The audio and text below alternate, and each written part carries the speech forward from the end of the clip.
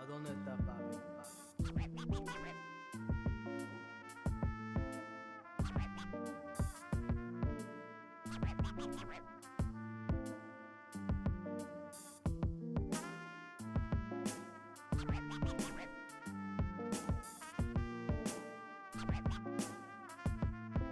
¿A dónde está papi?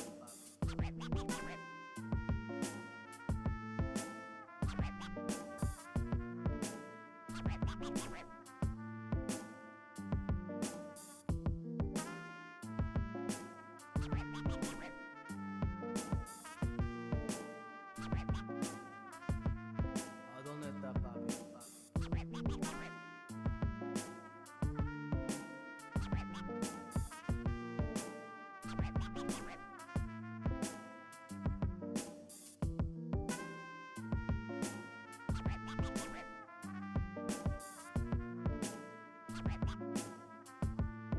¿A dónde está papi?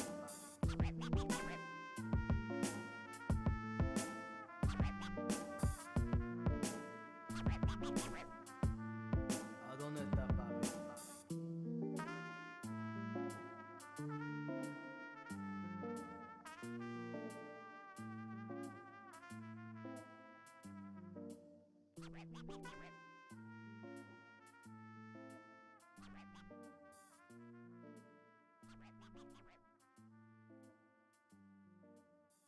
¿A dónde está papi?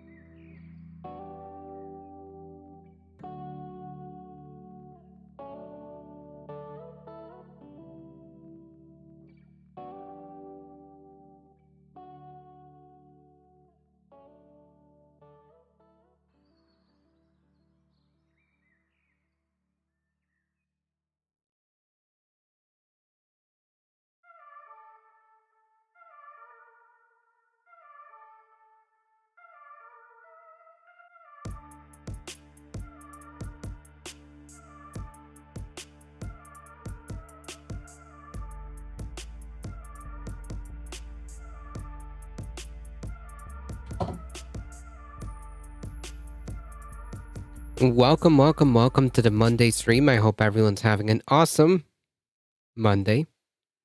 How's it going, everybody? Cosmic Seeking, welcome.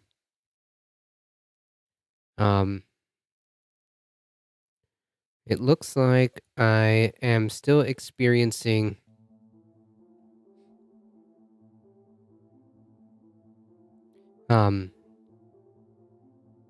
whatever this is. So today's stream might be a little bit short. I'm feeling okay, but I have a lot of runny nose and whatnot. It's been a week. 2 weeks almost. We'll see how that goes.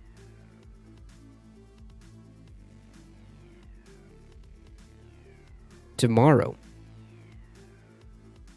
November the 8th, the midterms.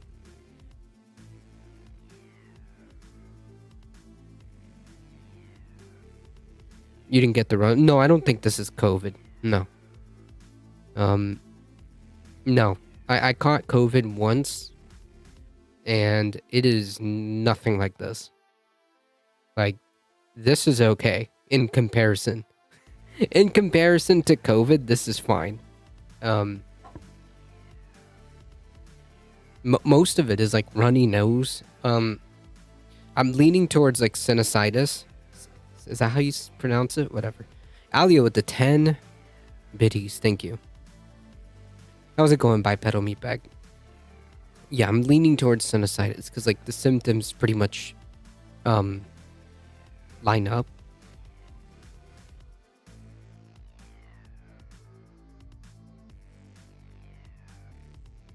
The symptoms line up. Yeah, like a sinus thing.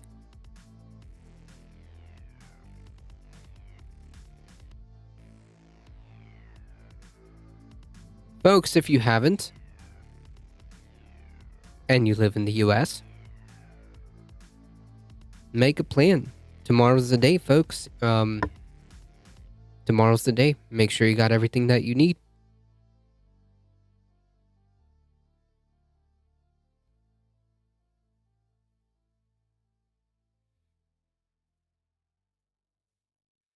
Unironically, this will be a verdict on where we fall on the you are here in the you are here in fascism. Tomorrow will be the results of tomorrow's elections will be the determination of where we are there. That is not, I don't think that's hyperbolic, to be quite frank.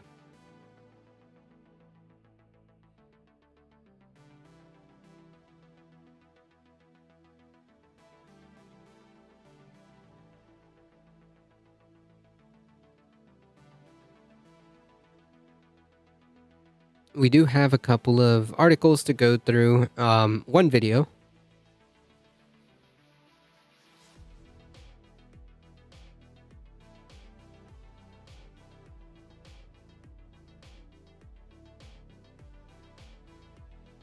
And I think we're good.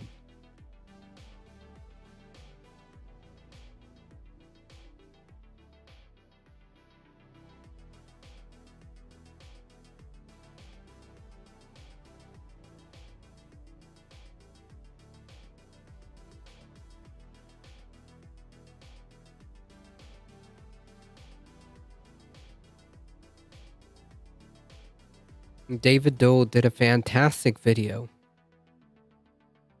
on the the small trouble in paradise with Trump and Ron DeSanctimonious. I think that's funny, so we'll start with that. I think that's pretty funny.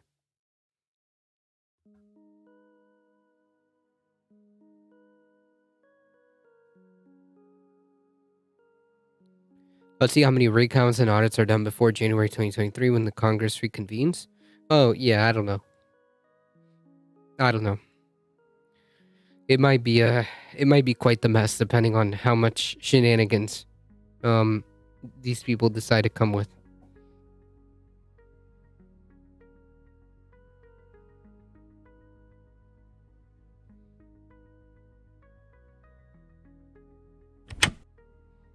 When media is trying to act like he's upset at me for doing well, I think that's total bunk. Ron DeSanctimonious at 10%. Ron DeSanctimonious. I'm sorry, this is funny. During a midterm rally in Pennsylvania, former President Donald Trump attacked Ron DeSantis directly for what I think is the first time in this utilization of a terrible nickname. So I'm going to get to my impressions on that, but Another Dinesh D'Souza movie in 2023. Yeah, it's gonna be the title of that movie is gonna be called 20,000 Mules. No, wait, 2020. 2022 Mules. That's what it's gonna be. I'm also called. going to get to the reaction from conservatives to this moment, which may surprise you. So, of course, for months, Trump has been attacking DeSantis through his aides, has not been willing yet to do it, directly. But here he was last night in Pennsylvania at this rally, and this is the full context of that clip. Let's see, there it is. Trump at 71. Ron DeSanctimonious at 10%. Mike Pence at 7. Oh, Mike's doing better than I thought. That was it.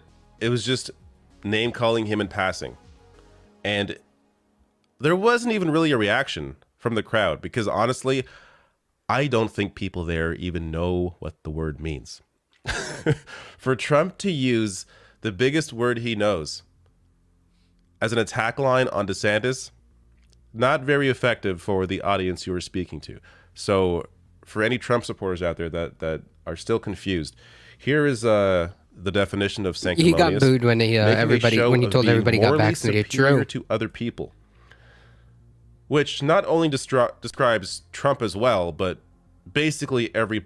Yeah. It doesn't. Yeah.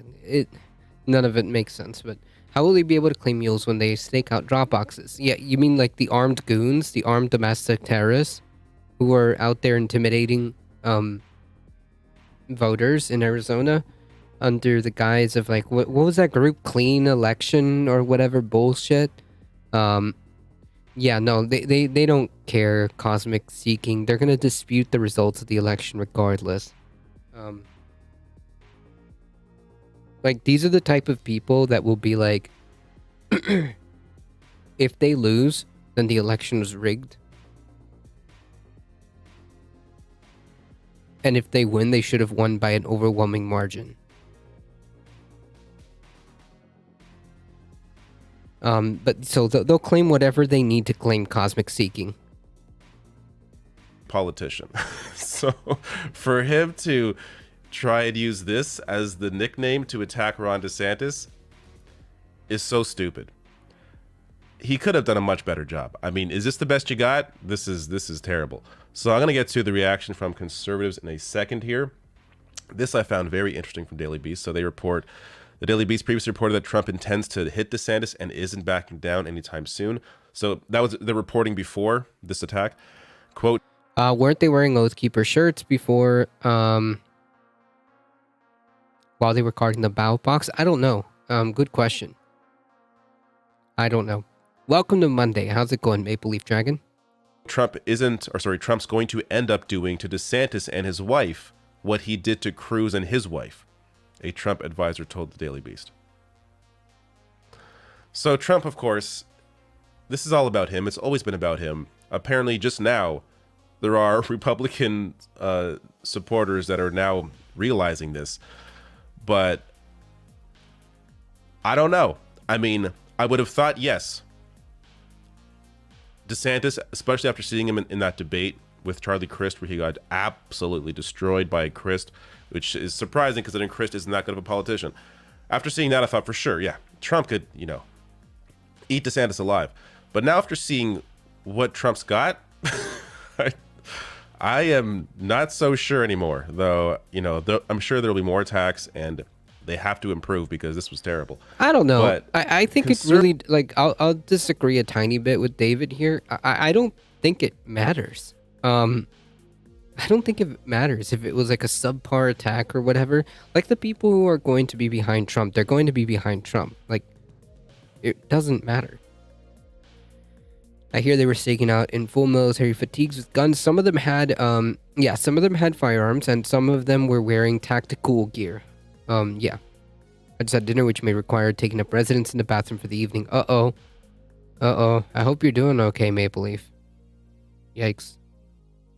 That's never a good experience. Conservatives turned on Trump for attacking Ron DeSantis. So I'm going to get to some of those reactions in a bit here. You see all these tabs up here. First, I just want to show you this clip. This is from back in February. So this is DeSantis insisting that Trump is his friend and wants to see him do well. Donald Trump's a friend of mine. He So is far. proud when people do well. And it's not just me, but obviously he's a Florida resident and he appreciates the job that we've done. He's told me that many times, not only with helping with the election, but just how we've governed the state. Echo Wrestler And I think Dragon, he how's looks it around going? the country, Howdy, he howdy. wants to see Republicans doing well. And I think when media is trying to act like he's upset at me for doing well, I think that's total bunk. I think they're just making it up. Well, that didn't age well.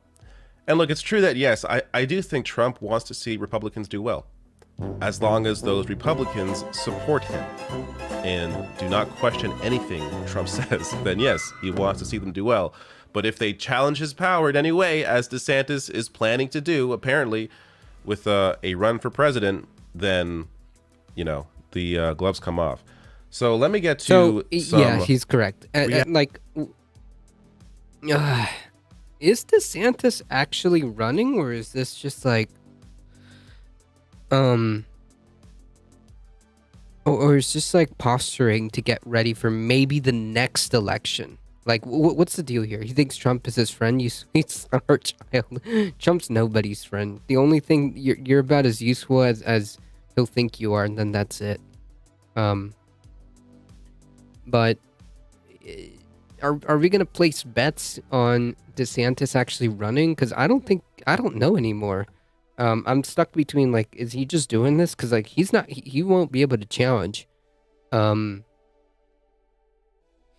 He won't be able to challenge Trump. I think if Trump announces, which is rumored that he will, it is rumored that he will announce in a couple of weeks that he's going to actually run.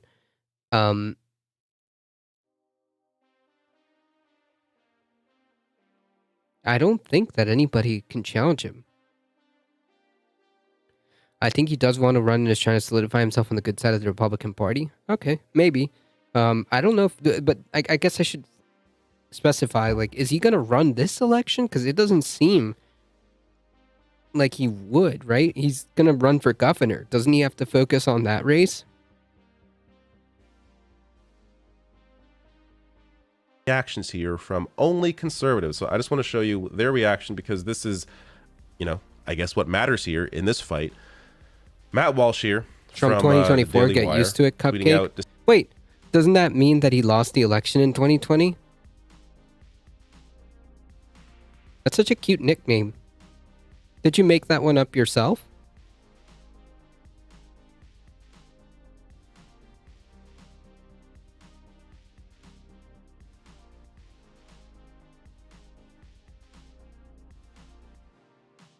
He's going to be the first to win 3 consecutive elections. Damn, dude. Do you like the Constitution? Do you believe in the Constitution?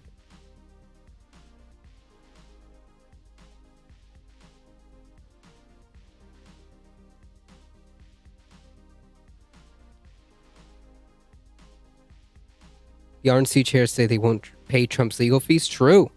But that won't stop him from running, right? Once DeSantis wins, he could pull a Sarah Palin. Michael Hassler, how's it going?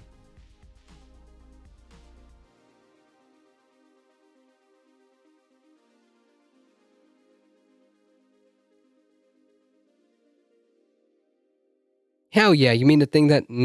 no. Oh, so you like the Constitution. I don't know what any of that means. It's just like a random... words, random English. I mean, I'm proud of you for actually speaking in words. I mean, those are words. Congratulations on that one. Good on you for using words. But you know that if Trump won 2020, that means he can't run, right? No, unfortunately not bipedal meatbag. These people exist. I'm not sure he's a bot. I think he's real. Or at the very least, a very entertaining troll. We're about to find out.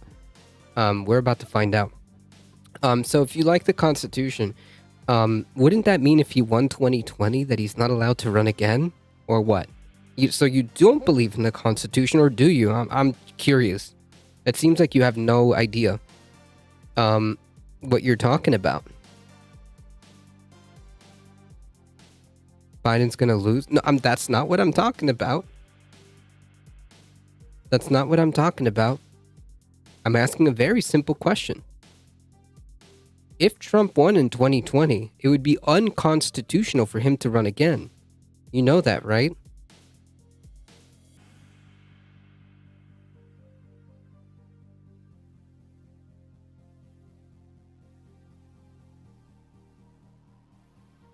Yeah, no, I know, Maple.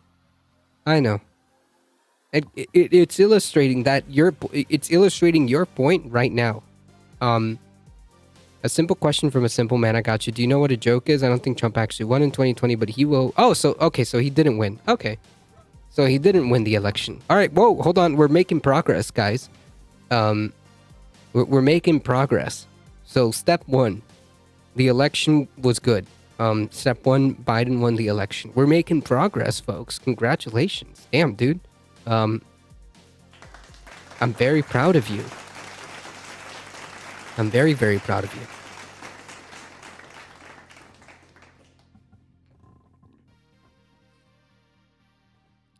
But he will win in 2024. We'll see. The last person decided to take a bet with me on that and lost. Care to put some money on it?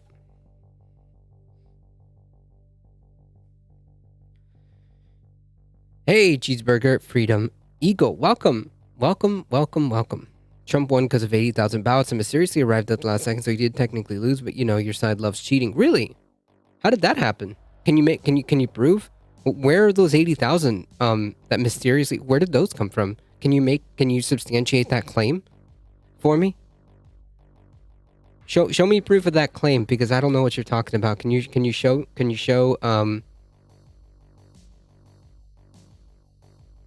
me proof?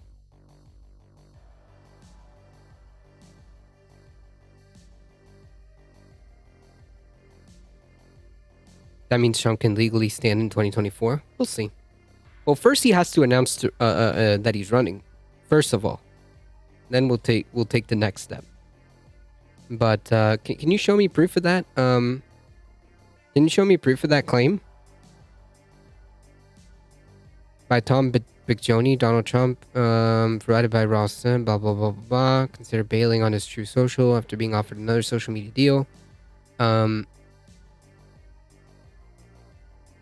The report documents a meeting that the former president had in 2021 when he had met the creators of what became the beleaguered. True Social is another failure. Just like every one of his businesses and projects. I'm waiting. Armed with my opinion. Hello. I stated I will wager that Trump wins. How do we hold each other to the best? No, hold on. You didn't answer my question. Can you substantiate the claim 80,000 ballots mysteriously arrived at the last second? When did that happen? When did that happen? You presume a lot of things, but you're just showing everybody who you are, really.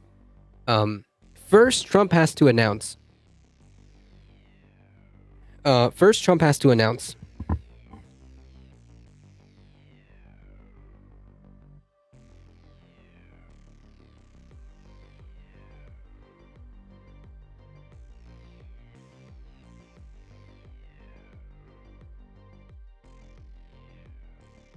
We don't even know if he's running yet. So first he'll have to announce.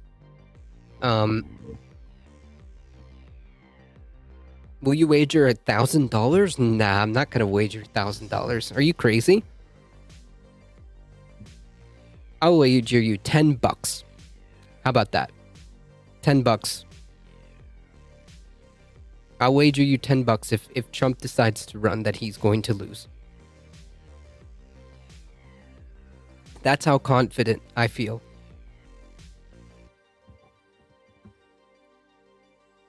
Make it interesting, $500. What do you think this is? How much money do you think I have? Trump having all his New York assets and accounts frozen is a bit of a setback. True. To be fair, he does have you pegged right as a lib. True. True. I'm well known. I'm well known as the lib, the biggest lib, the biggest of libs. Anyways, you made a claim earlier. Are you going to substantiate that claim, or are you just spouting bullshit?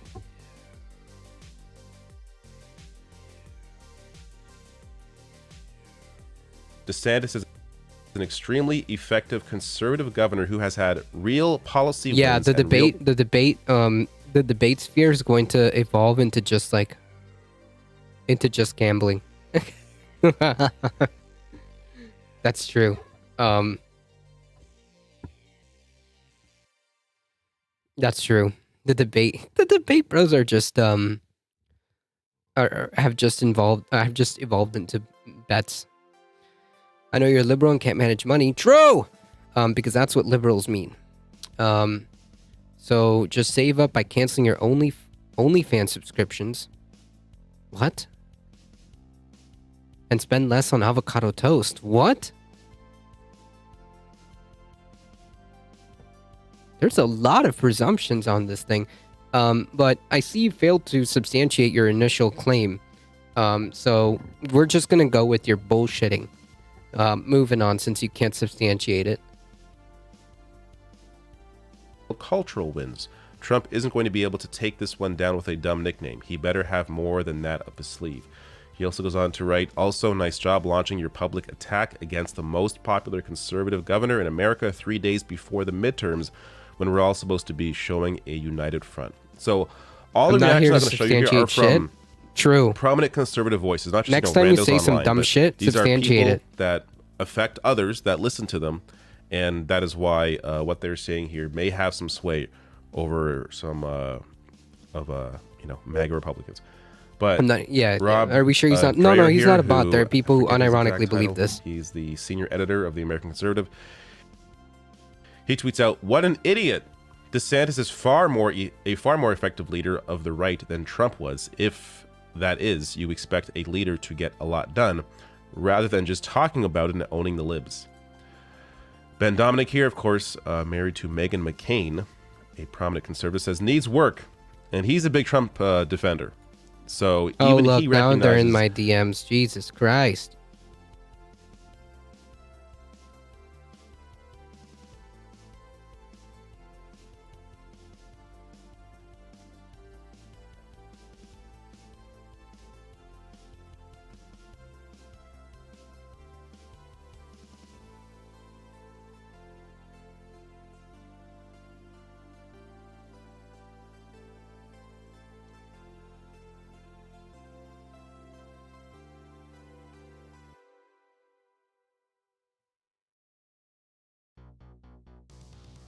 Yeah. I think he would win. I think Trump would beat DeSantis.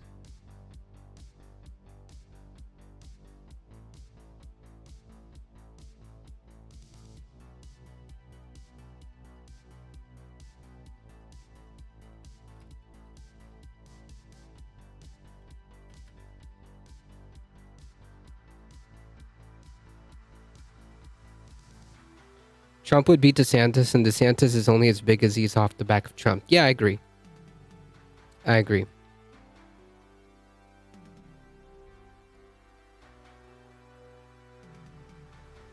at least that this is a terrible attack and maybe could do a lot better.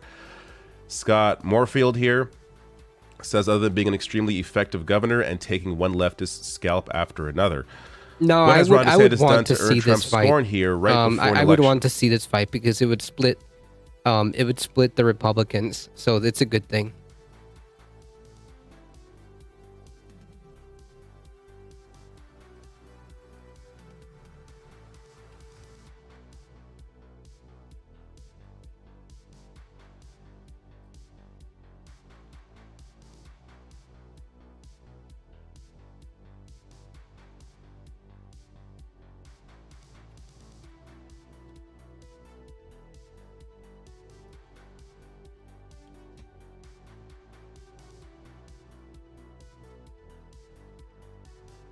Willie Wanker was a child murderer.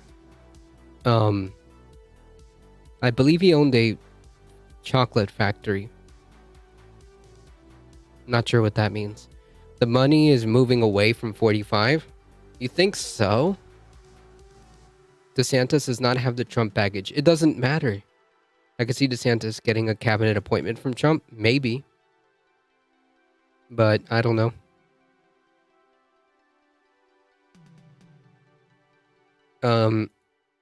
I don't know. Trump has a lot of like he basically has a cult behind him. They're scared. There's shit scared of the instability that Trump would bring.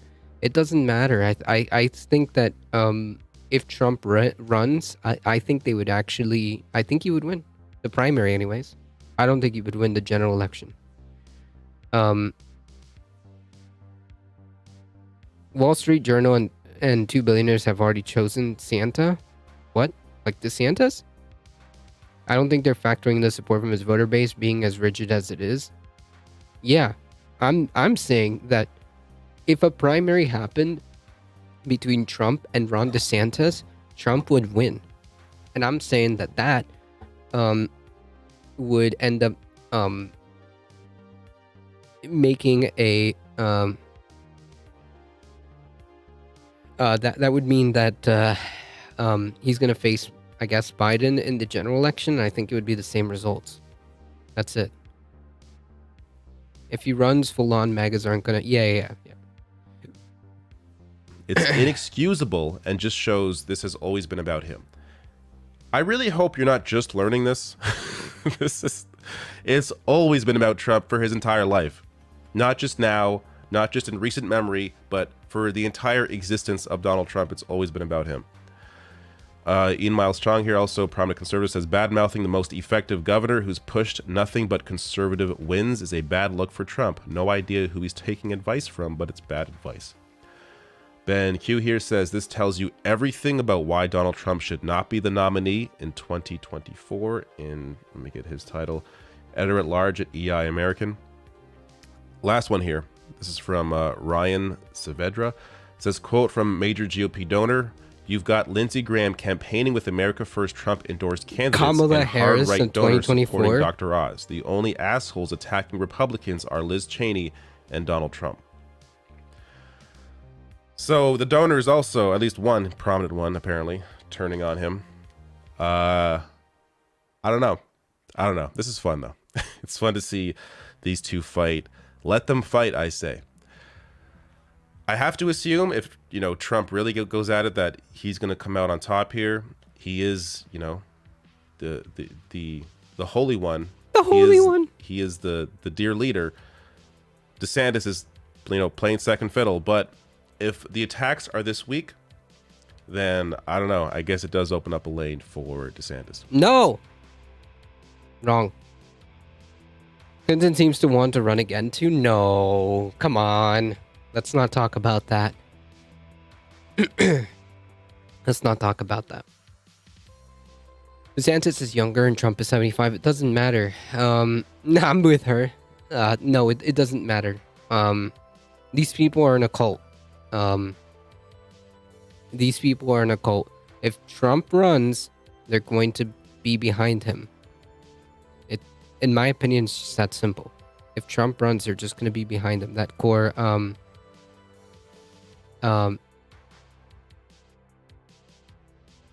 with that core support.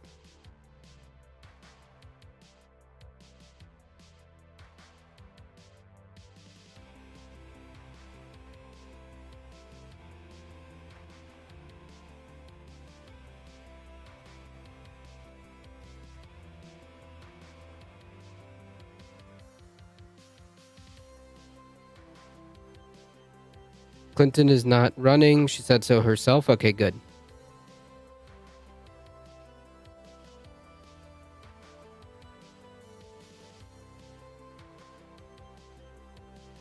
DeSantis could be a vice president candidate? Really? I could see that tragic combo, maybe. I think Josh Shapiro will come to Biden's rescue. What? Who's Josh Shapiro?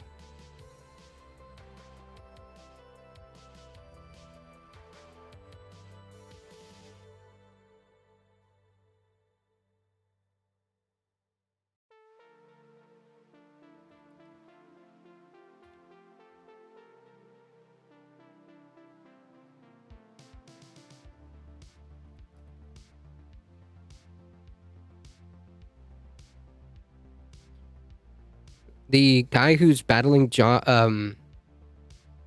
Mastriano?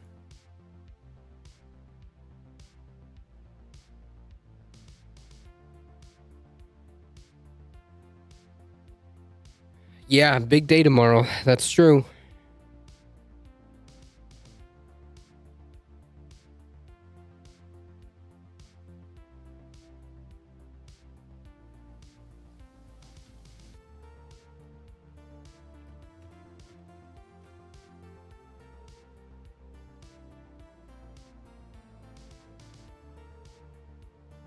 All right, where I was going with this,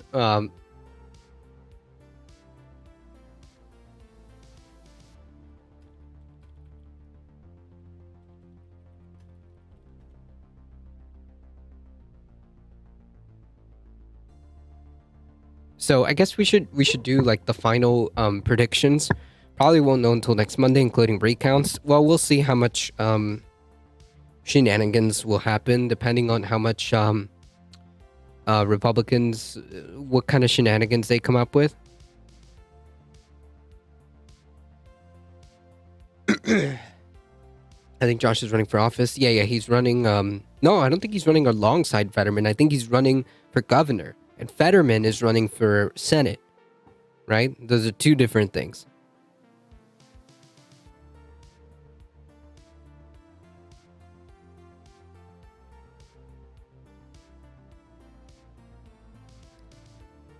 So what I think is going to happen tomorrow in the elections that are happening tomorrow, is I think the Senate will go to the Dems, and I think the House will be a coin flip. There's going to be a runoff in Georgia, and we won't know the Senate until December. Sheesh.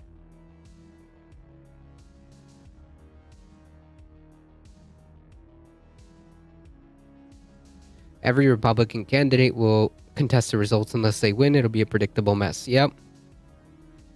We'll see how much shenanigans actually ensue.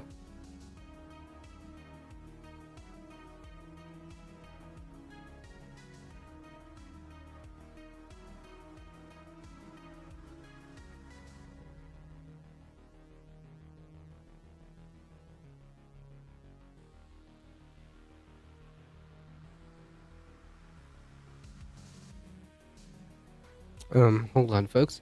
The polls are not looking fantastic, but the polls are, I don't know. I'm not saying I don't trust them. I'm just saying that I don't know if they tell the truth, the story. Yeah. It's gonna be a wild ride.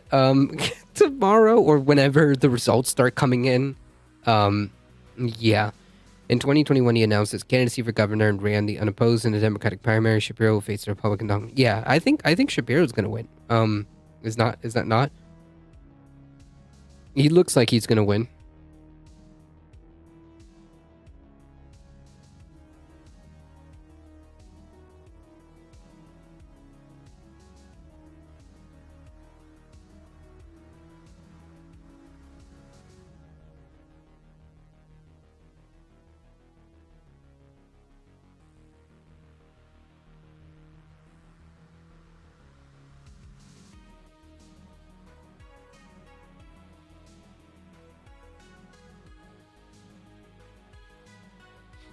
Herschel Walker is pretty much tied with Warnock. True.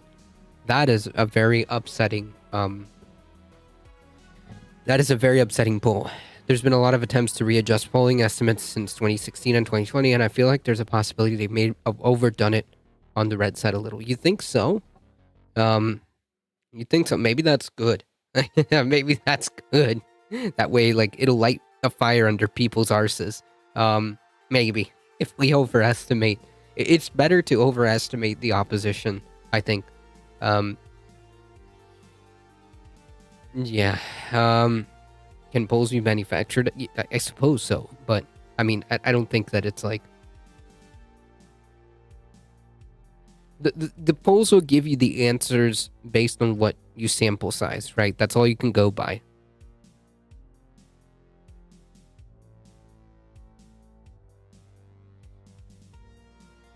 All right, let's go over some headlines.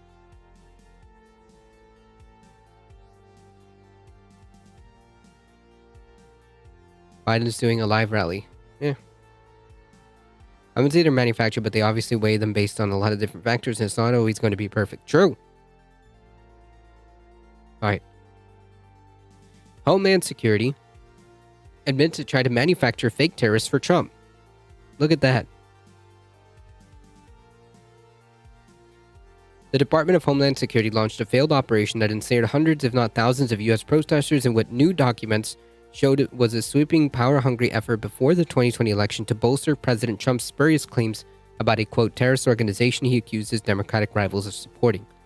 An internal investigative report made public this month by Senator Ron Wyden, a Democrat of Oregon, details the findings of DHS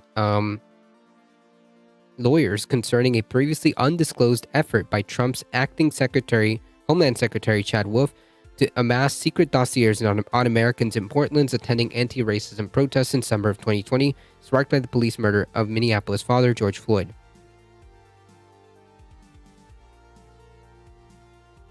The report describes attempts by top officials to link protesters with an imaginary terrorist plot in an effort to boost Trump's re-election odds, raising concerns about the ability of a sitting president to co-opt billions of dollars worth of domestic intelligence assets for their own political gain. Nice. That's not at all concerning. That's not at all authoritarian as fuck. The DHS analysts recounted orders to generate evidence of financial ties between protesters in custody, an effort that, had they not failed, would have seemingly served to legitimize President Trump's false claims about Antifa, an organization that even his most loyal intelligence officers failed to drum up proof ever existed.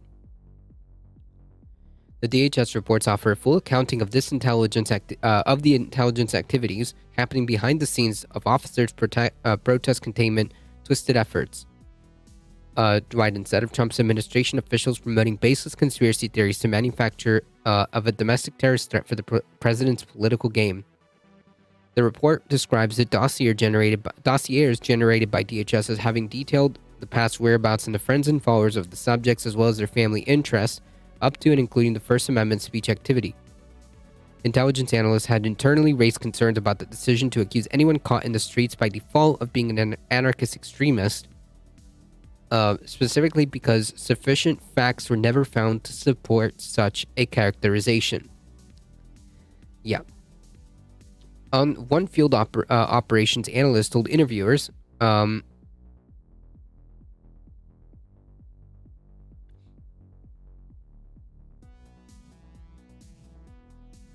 interesting.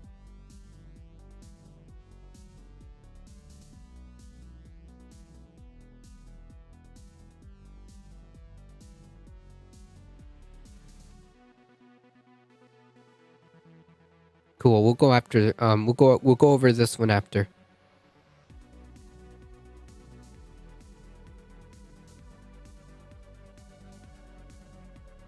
One field operations analyst told interviewers that the charts were hastily thrown together, adding that they didn't know why some of the people were arrested. In some cases, it was unclear whether the arrests were made by police or one of the several federal agencies on the ground. The analysts were never provided arrest affidavits or paperwork, a witness told investigators, adding that they just worked off the assumption that everyone on the list was arrested. Lawyers who reviewed 43 of the dossier found it concerning. The report says that 13 of them stem from nonviolent crimes. They include trespassing, though it was unclear to analysts and investigators whether the case had any relationship to federal property. A footnote in the report says that at least one witness told investigators that dossiers have been requested on people who were not arrested, but merely accused of threats. Another, citing emails exchanged between top intelligence officials, states dossiers are created on persons arrested having nothing to do with Homeland Security or threats to officers.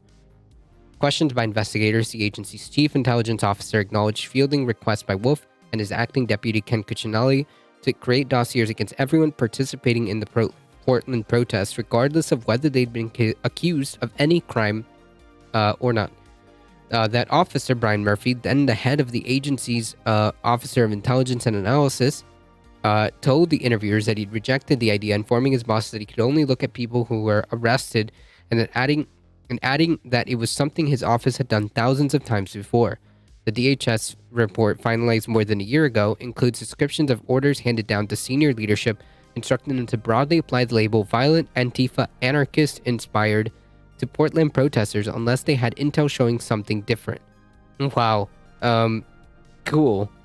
Totally normal. Totally normal stuff. Totally normal stuff.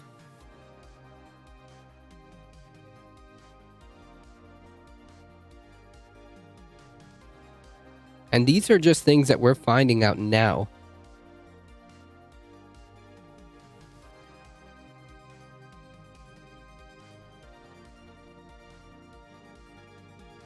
Wild. One of the dossiers that were received by the agency's emergency threat center, it became clear, left flank vets. Welcome, everybody.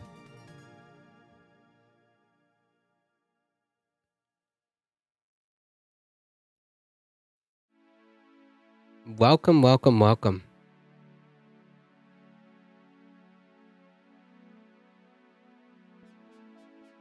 Folks, Shireen Lilith, welcome. Rat Bureaucrat, welcome. Someone stole my username, welcome. Howdy. The Jeep State, welcome. Welcome, welcome, welcome, folks. If you do not know who I am A Difficult Truth. We do the news, we do the politics, Monday through Thursday, 5 p.m. Eastern Time. Thank you so much. Vosh was talking about you, and now Left Flank Vets has sent us. Wait, what? Yo, you have a good time. Also, where did you get your hat? Thank you, Marcus. I appreciate that. Thank you for sending all your wonderful folks. I appreciate that. Where did I get my hat? So this hat, this beanie, that currently is being used to suppress my power level. I got it at a store, like some type of video game like store that sold like, you know, little video game stuff. That was actually in Dolphin Mall, I want to say. Holy City, how's it going? The beanie sock hats do that. True. It looks like some topic swag. True. I need to step up my beanie game. Yeah, that's the only way. The beanie is the way. What do you mean, Vosh talking about you? Can I get a follow up on that, Vosh? I got one solid one. Yeah, this is my one solid beanie. Hold on. I have A Difficult Truth beanie somewhere, but that's about it. This is like my beanie. I wear this everywhere. This is like my beanie. Yeah. So for the folks who are just coming in, first of all, thank you so much. Welcome everybody. Second of all, thank you for all the new follows. I appreciate that, and welcome everybody. He said he liked what you were saying about something, not sure. What? Really? Shireen Lilith, thank you. That's very interesting. I did not know that. Cool. Yeah, no, hold on. No, I'm not copying Tim Pool, okay? Listen, I am not copying Tim Pool, okay? Unlike Tim Pool cannot control the power of the beanie, clearly. If you are incapable of handling the power of the beanie, you devolve into like some conspiratorial like Temple-esque kind of deal. Okay, that's what happens when you don't know how to control the beanie. Right. The beanie controls him. That's the problem. So what I was talking about, folks, for the folks that just walked in,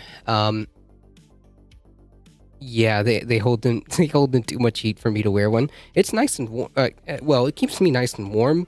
Although I kind of feel you in the summer times, but I still wear it anyways. I have like long curly hair, so all of that is like hidden. All that power level is hidden in there. Voldemort is under his beanie. True. For the folks who are just walking in, we're talking about the Homeland Security finally admitting that all those arrests in Portland and whatnot was actually a plot to show or to try to attempt to give some political weight to Trump's Antifa claims. So that's nice. It's 2022 and they're just admitting it, so that's nice. Nice of them. All I know is that you stole your background from the Majority Report. Incorrect. They stole it from me. And that is a thing that I will hold on to, okay? That is a thing that they stole it from me. Sam Cedar stole it from David Pakman, and so it is. That's how it is. See? That's how that works. The DHS report finalized more than a year ago includes descriptions of orders handed down to senior leadership instructing them to broadly apply the label violent Antifa anarchist inspired what? To Portland protesters unless they had intel showing something different. Among the dossier that were received by the agency's emerging threat center, it became clear that the DHS had no real way to tie the protesters to any terrorist activities, neither home nor abroad. Yeah.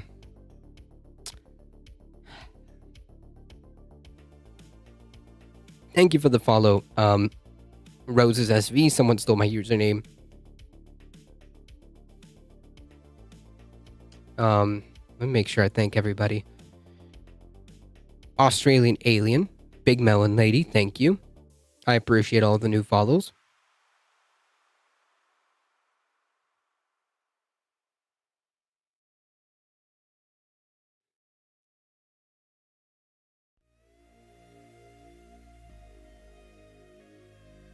You should find a way to circulate water through your beanie. It might generate enough steam to drive a pocket turbine and charge your personal electronics for free. True, I should work on that. This is very true. When they shut down the streets for many weeks, the Portlanders can have their Kumbaya-style pyrotechnics so they feel more human. True. If he did, he might show up online as tech tips. True! That's my goal. Efforts to drum up evidence to support the administration's claim that a larger network was directing or financing the protesters with a task assigned. Was this like the whole like George Soros memes? Is that where this came from? Is that where this came from? Financing the protesters, a task assigned to another unit known as Homeland Identities, targeting an exploitation center, diverted away from its usual work of analyzing national security threats, did not find any evidence that assertion was true. Fears of political toadies occupying key intelligence roles have been aired publicly by former intelligence community members during the Trump administration's early years, but their concerns were all but ignored by Senate Republicans during confirmation hearings that would ultimately inflict serious reputational damage on a number of agencies that, for their own survival, had long avoided partisan leanings. Sure. The report is based on interviews with approximately 80 employees conducted by attorneys drawn from various agency components, including U.S. Customs and Border Patrol, U.S. Coast Guard, and the U.S. Coast Guard. The investigation began in response to the leaks of internal DHS emails in July of 2020 that prompted questions from lawmakers about potential intelligence abuses, including monitoring journalist activities online and the liberal application of terrorism-related language to describe Americans engaged in protests. This is under the Trump administration, folks. Jesus Christ. I remember they conflated bail funds with paying protesters. Yep. Wine Hoarder, thank you for the follow.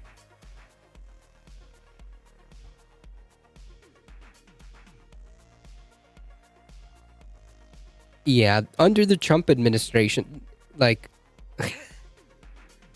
apparently Americans engaging in protests, that's considered terroristic activity. Nice. Cool stuff. Monitoring of journalist activity. Also very cool stuff.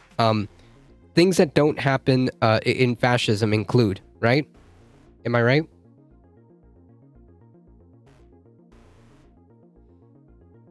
Fascists doing fascist shit. Yep. I mean,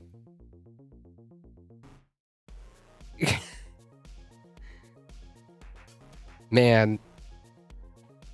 And to think that people unironically think this guy is gonna, like, is a beacon of freedom. To think that, like, anybody believes that the Republican Party is about freedom in any way, shape, or form, or in any capacity is just laughable. So when I say the troll those kind of spies when they stop following me, ha! So when I say, not a cult though, true.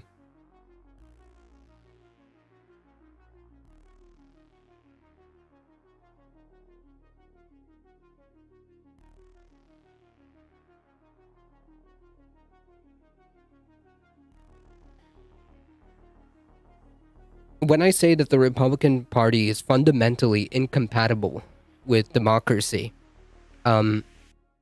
that's not a hyperbolic statement. I don't think so. And I just keep bringing up examples and cases of why this is true and why I don't, even though it sounds like a very hyperbolic statement, or I don't know, it may sound to the people, I guess, on the more normie side, it may sound hyperbolic. Like, how could you say that? I think the case is crystal. I've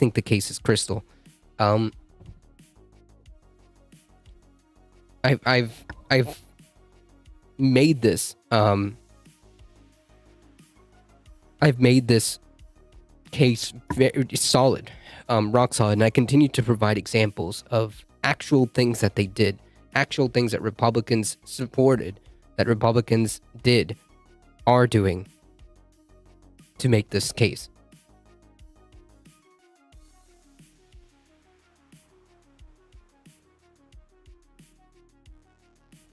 INA is one of the nation's 17 intelligence community members overseen by the nation's top spy, Director of National Intelligence, whose office drafts daily top secret briefings to the president.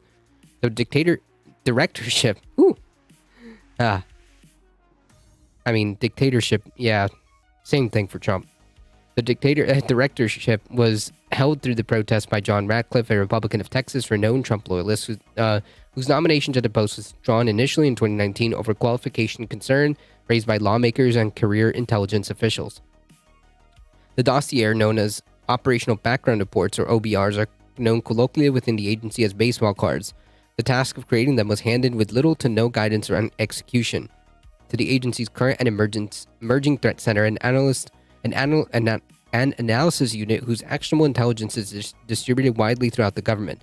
According to the report, the dossiers would have been shared with, among others, the agency's Field Operation Division, which works closely with the House and Senate committee staffers and the Federal Protection Service, whose core mission is securing some 9,000 federal facilities across the country. To the extent to which entities outside the federal government were meant to be involved is unclear. However, the report indicates that DHS state and local partners, which would naturally include law enforcement, but also organizations like the National Governor Association, could have also been in the loop. Nice. Funded, very nice. So everybody here basically had this type of access to the dossiers, I guess. It funded to the tune of dossiers on protesters, by the way, specifically Portland protesters. It almost sounds like a Hydra, right? It really does. It does sound like a freaking movie plot. But no, this apparently happened.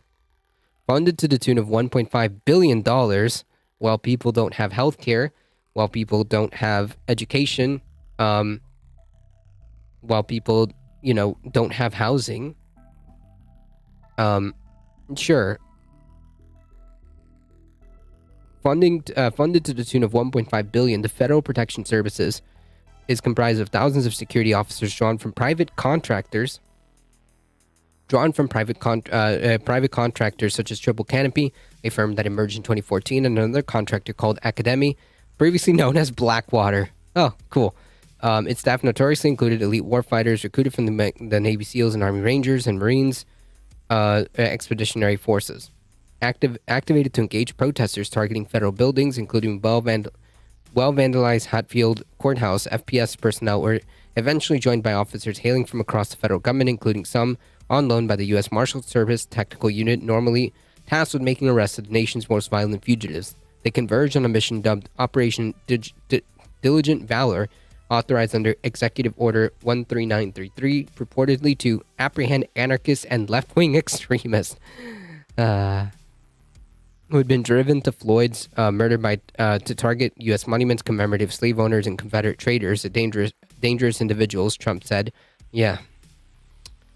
Very dangerous. Isn't the Democratic Party also incompatible with democracy? Not really. Not to the extent that the Republican Party is. Like, what you're describing is like obvious corruption and whatnot, which, sure, we can talk about all the problems of the Democratic Party and their ties to corporate ties and all this other stuff. Yes, we can sit here and talk about that. But I mean, what I mean is that the Republican Party does not believe in democracy in the sense that, like, they don't want people to have the ability to vote. That's it. They don't like the idea of voting. The only acceptable answer to the Republican Party is that they win. That's it. That's the only acceptable answer to the Republican Party is they win, and if they don't win, then they were cheated. Does that make sense? They were literally targeting journalists and keeping dossiers of people protesting. This happened under Trump. Both sides suck, and that's why I haven't voted. That's kind of cringe, dude. It is true that both sides suck in their own ways, but the Republican Party is obviously by far way too dangerous. Far more dangerous, in my opinion. Far more dangerous. And in fact, I would say that so much so that you should be voting against them. We can fight, with the Dems later.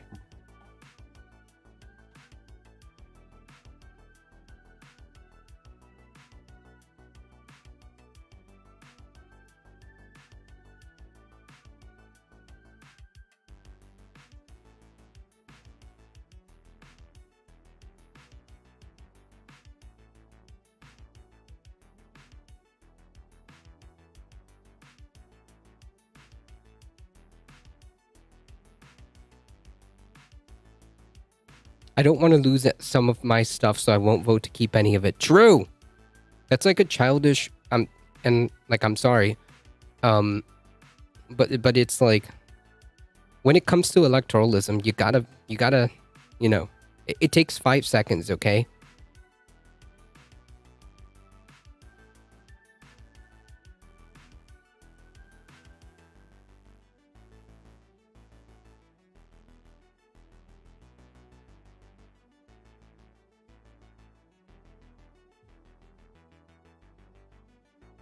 I wish Bernie would have become the candidate. True.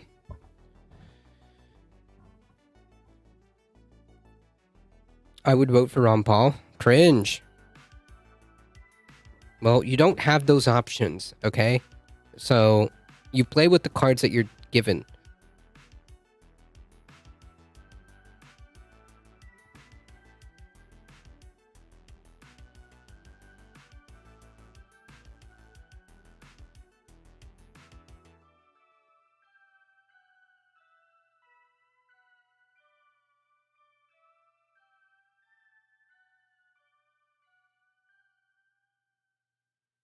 I think people should vote against, but that's once every 2-year thing. And our organizational energy should go to politics, which exists outside of and opposition to bourgeois democracy. Okay, dude, but you can walk and chew gum at the same time. You know that, right? You can walk and chew gum at the same time.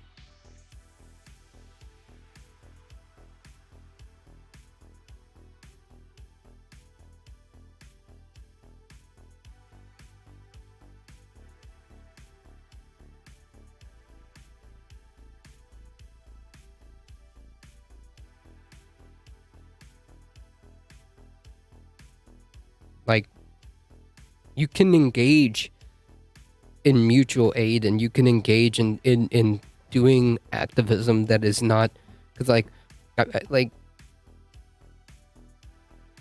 it's not one or the other, right? You can take, whatever time it takes for you to get to the place, if you can, or if you have a plan to go with different people, maybe bring a couple of people to go to your voting place or to drop off your ballot, or if you haven't already, if you had that option at the time, you can send in your ballot via mail. You don't even have to move. That's nothing. That's nothing. That's literally nothing. There's no energy wasted at all. You don't even have to think about it. You can focus all your efforts on organizing. That it's not a one or the other pick. You can do both. You can walk and chew gum at the same time. In fact, that's what we should be doing. That's what we should be doing. We should be walking and chewing gum at the same time. Why not?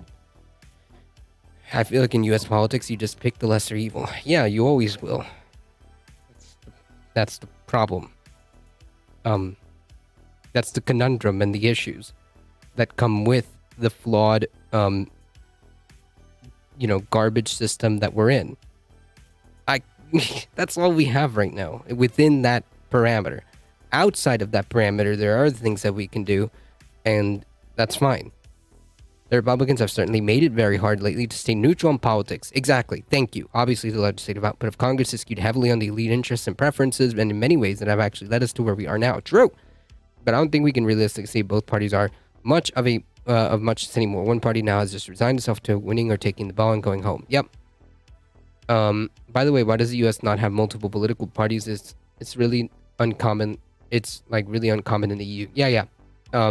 Because we've developed this weird duopoly that, I don't know, for some reason, we've accepted passively. But whatever. Right now it feels more accessible on both sides. Yeah, but not at all. Not at all the same. One is fundamentally threatening like whatever semblance of democratic systems that still exist, even however thin and however thin they appear. One just fundamentally does not believe in them. And it is very dangerous to think that, they're just the same. They're not. They're not the same. We've accepted it because we have accepted it. Yeah.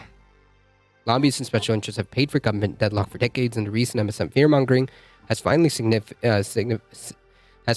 a significant percentage of GOP to believe that democracy doesn't work and now are rallying behind an authoritarian leader. True. Which is the problem, right? Because what happens should these people decide to win elections, right? I mean, let's be honest with ourselves. Let's be honest with ourselves, chat. What happens when Republicans win elections? Right? At the point where you have an at best a party that's actively avoiding denouncing an assault on a significant federal building as a symbol of the U.S. society, you have to abandon all normal analysis of the situation. I think that's absolute refusal to adhere to norms, especially a valid excuse now for why Democrats cannot actually get effective policy done. Yep.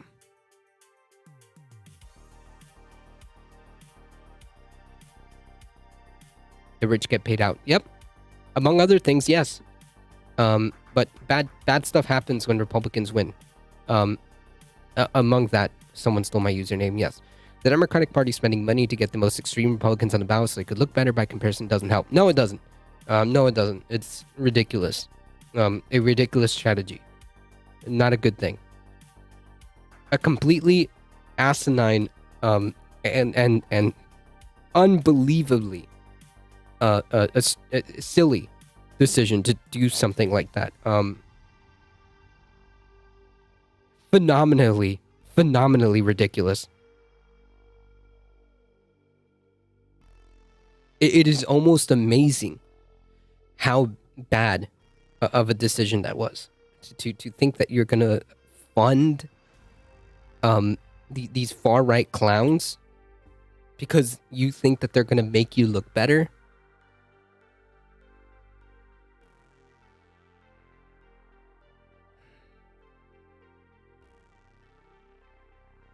Yeah, it's an extremely reckless move, and I have no idea why it was sanctioned, or nor do I understand why it didn't gather criticism from significant political commentators. Yeah, I know. I mean, like, there's people that are on the left that are criticizing that, but I don't know if it's like, if it was like a big uproar. You know, I've seen several commentators talk about it, but it's not like, for a lack of a better word, it's not a mainstream criticism. I don't understand how they could think this way, other than like unbelievable hubris to think that this is a good strategy, considering what's at stake. Like, and I've said this before, like, this election is a verdict on where on the "you are here in fascism" train we're going to end up in. And it's just wild to me. The Dems and the GOP have actively pushed out third parties since Ross Perot. Yeah. They're interested in keeping that duopoly because it benefits them. Yes, that is true. If you don't like the duopoly, there are things that you can do. You can support ballot measures that introduce ranked choice voting from state to state to state. You can pay attention to what happens in your local state elections and see if there's a movement, or somebody was talking about organizing. Hey, why don't you organize ballot measures to get something like ranked choice voting? That's something feasible, I think. That's something completely feasible. I was a little disappointed at some political science podcasts I listened to brushed it aside as if it wasn't being interpreted accurately. You cannot tell me that the Democratic Party doesn't double and triple check its adverts before it sends them off. Oh, 100%. Yeah, James. Yeah. 100% they know what they're doing. Like, folks, at some point, like, and I'm sorry, even like I'm a little bit guilty of this, where like I assign incompetence, like the incompetence of the Democratic Party, but like at some point you can just, like, it's okay to assign agency to these people, all right? They know exactly what they're doing. Yeah.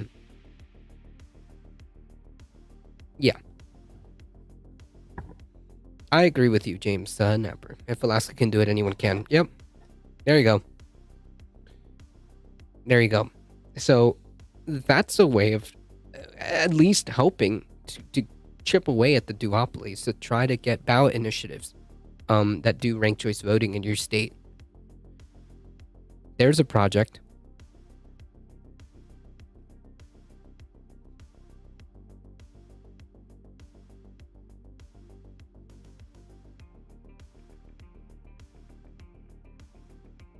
Dangerous individuals, Trump said, advancing a fringe ideology, painting the U.S. government as fundamentally unjust. No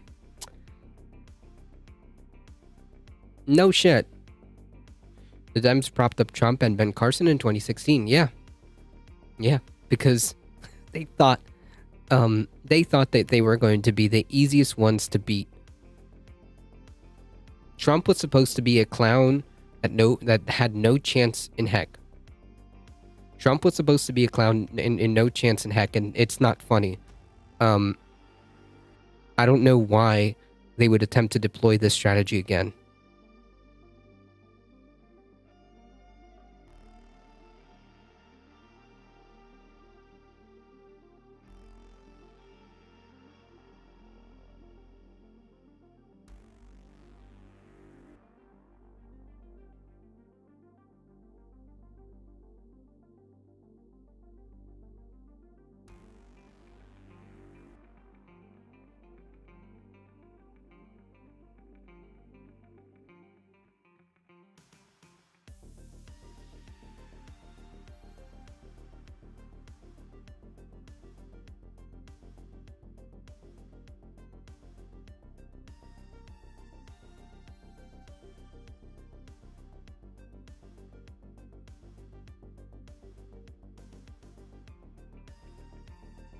The political strategists, they keep hiring them, telling them to do so. Yep. You could also try and start a union. Sure. There's nothing wrong with that. That has nothing to do with voting. That's fine. It was funny how every cable news thought Trump had no chance and every YouTuber thought he was going to win. Yeah. A worker-owned cooperative or open a branch of socialist of the SRA. Yeah, that's fine. Yeah. But this can all be done like in parallel, right? Like you don't have to be like, wow, I don't know what to do. I don't know if I can vote and then have enough energy to do this. Like what? No. You can walk and chew gum. These are all, stuff that you can do. Yeah, that's right, Maple Leaf. To be fair, voting takes like an hour. True. The Democrats try to be smart, whereas the Republicans, by their nature, are extremely cynical. The Democrats assume that the electorate are stupid and try to fool them, whereas the Republicans know the electorate are stupid and try to tell them what they want to hear. Yeah, it does depend on where you are. That's very true. It does depend on where you are.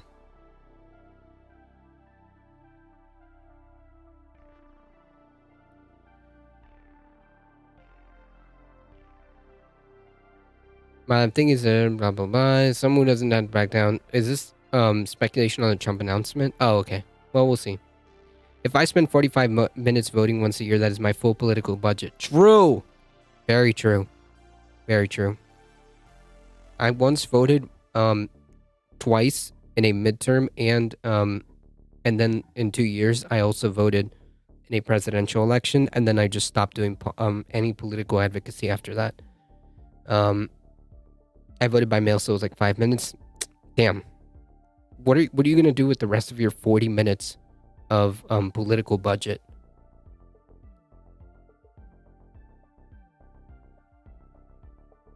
Too many state and local governments keep listening to idiots think tanks for policy. True. Floyd's death at the hand of Minneapolis police officer Derek Chauvin, convicted of murder and sentenced to 22 and a half years in prison, sparked more than 100 days of continuous marches in Portland. Sporadic protests continued well into the next spring, frequently marked by nightly standoff between protesters, toting bottles, fruit, and fireworks. Oh yeah, this is very dangerous stuff. And riot control squad armed with nightsticks, pepper spray, and kinetic impact munitions designed to irritate, disorient, and compel compliance through pain. Police would eventually rack up an unprecedented 6,000 documented use of force cases against the demonstrators, who in turn reportedly inflicted more than $2.3 million in damage to federal buildings alone. Police ran off legal observers and physically beat journalists who suffered injuries at the hands of federal agents armed with crowd control weapons as well. Cool. That's normal in a democracy. That's very, very normal. True, you can just shitpost on Twitter with your extra time. True.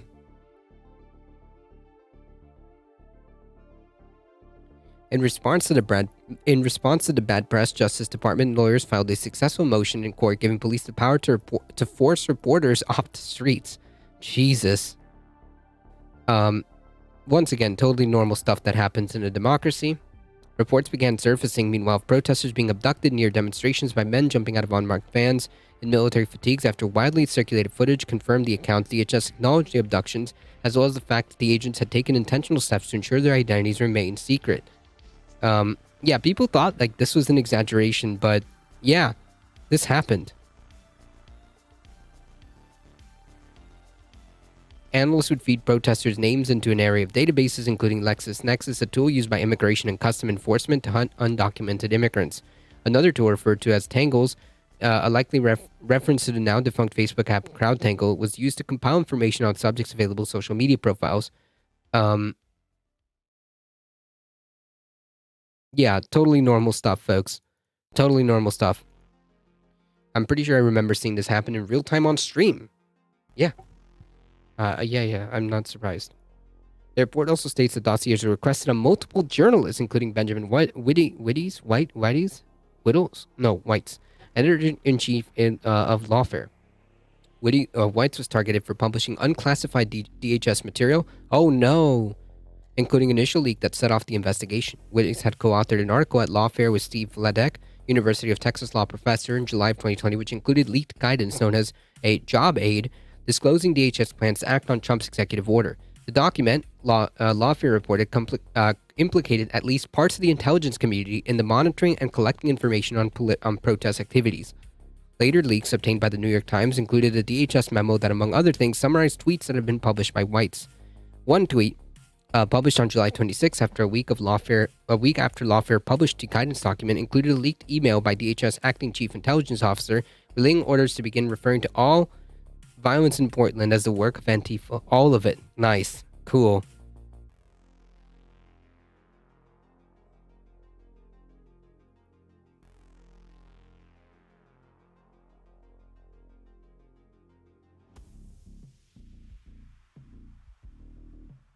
Very cool.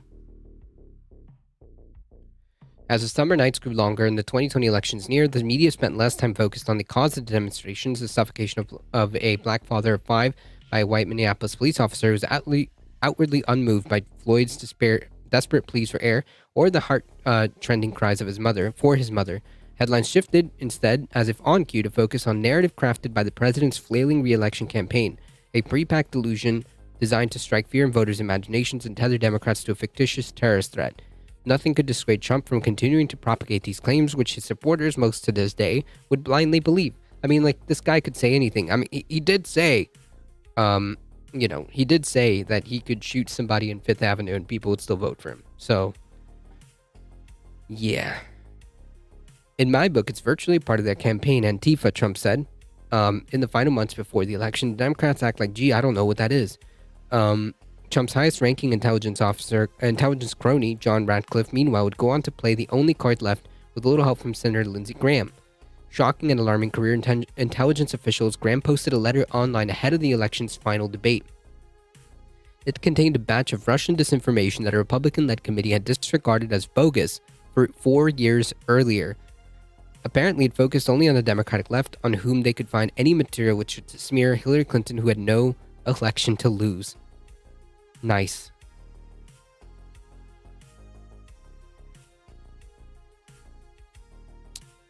Yeah, just totally normal stuff, you know?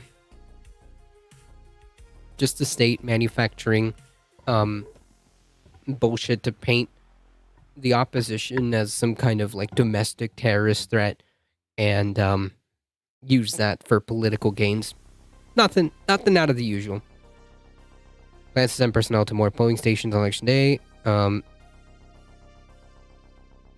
Yeah, I really don't care what the Republican Party has to say. If there are like armed goons out there intimidating polling places and whatnot, like that shit needs to be dealt with. That shit needs to be dealt with. Bush did this shit too? Oh, yeah. Another Republican. Look at that. There's a pattern here, right? Yeah, if there's like armed goons, at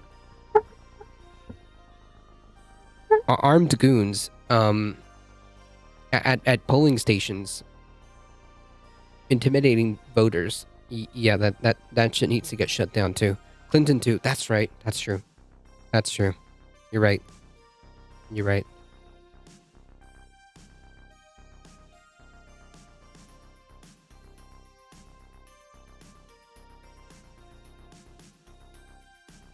All right, so let's just indulge this. 4 scenarios. Let's see. Let's do some thought experiments. Just about anything is still possible in this year's midterm election. Everything from a Democratic hold in the Senate and a fairly close race for the House, something like a Republican rout, is well within range of the realistic possibility on Tuesday. Hey, look at that. That's exactly what I said. Lord Racer, how's it going? Why such a wide range? Well, with so many races on edge, it wouldn't take much for the final outcome to feel very good or very bad for either party. In the Senate, the races likeliest to decide control remain exceptionally close, with the polls average showing essentially a dead heat in Georgia, Pennsylvania, Nevada, Arizona, and even New Hampshire. With just a few lucky breaks, either party could win control. There's a similar story in the House. While Republicans are plainly favored to win the chamber, dozens of races are toss-ups. It wouldn't take much for Democrats to keep the race fairly close, perhaps delaying a call in the House control for many hours or even days. On the other hand, it wouldn't take much for Republicans to pick up dozens of seats, leaving the impression that 2022 was something like a wave election. How are you doing? I'm hanging in there, Lord Racer. Feeling I'm going through some what I can only chalk to probably sinusitis, based on everything that I've been feeling. So after this, I'm gonna get some meds, and we'll see. Did you see my DM? It shows a potential X factor in this election.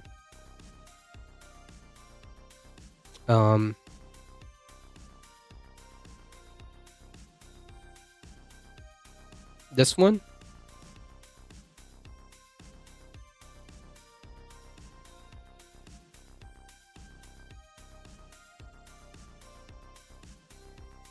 Okay. Well, we'll see. There's also a possibility of more surprising outcomes, a true Republican landslide or Democratic control on hold on Congress. The polls have been wrong before, and the voters, after all, have the final say. This first scenario, clear Republican win, meaning that they lose both the Senate, meaning that they win both the Senate and the House, which is the bad worst case scenario. Another factor is always turnout. Especially in House races with states with less competitive race at the top of the ticket. It might be enough for Republicans to scratch out a few wins. It might take a long time before a clear Republican success becomes a certainty. Hopium, I'll take it. True. I've been I will continue to huff the hopium until the end of this election.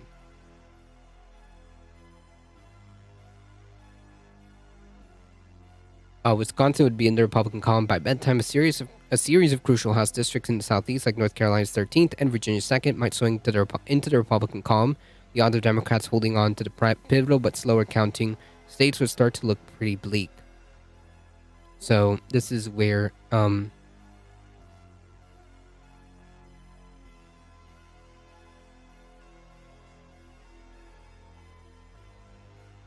the YouTube link is a Ring of Fire analysis of the article. Okay, we might just use that. Save my voice.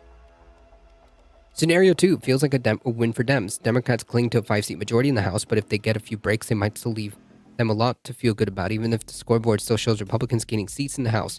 Yeah, well, as long as they're Dems maintain that, then that's still a win. And if they maintain the Senate, then that's still a win.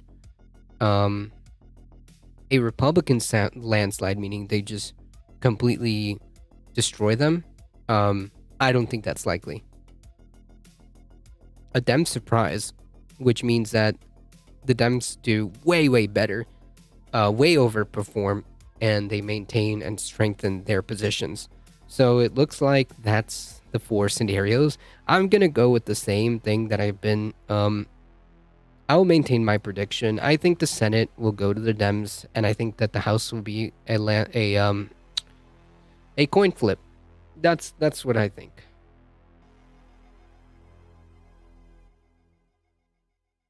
For you, Herschel Walker wants to ban abortion. Ah.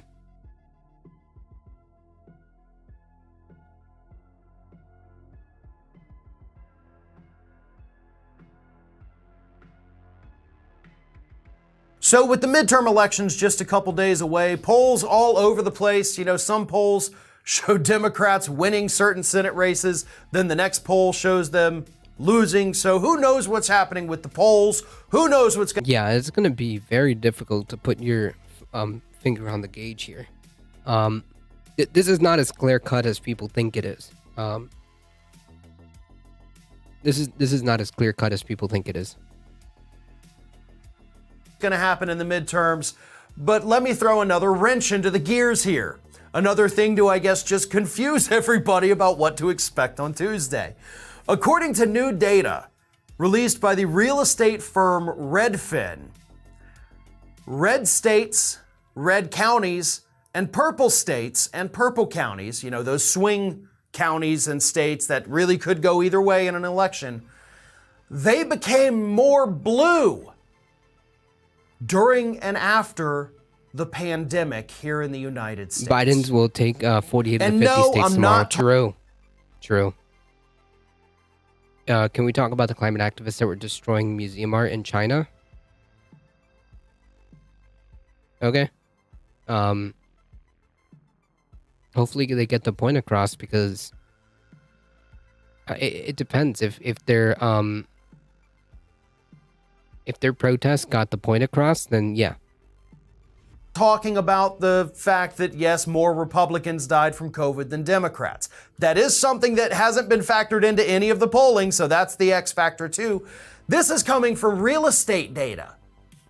And so what happened is that you have traditionally white areas that are also the red areas that saw a massive influx, hundreds of thousands of people moving there. True, because it won't be relevant anyways. Your point was that Asia was more polluted compared to Europe and North America. True. If climate change doesn't matter, then art also doesn't matter. Yep. If climate change doesn't matter, then nothing matters. True. That we're not. That is 100% true. Failing to, properly engage with the climate crisis, everything else is irrelevant. The economy, everything.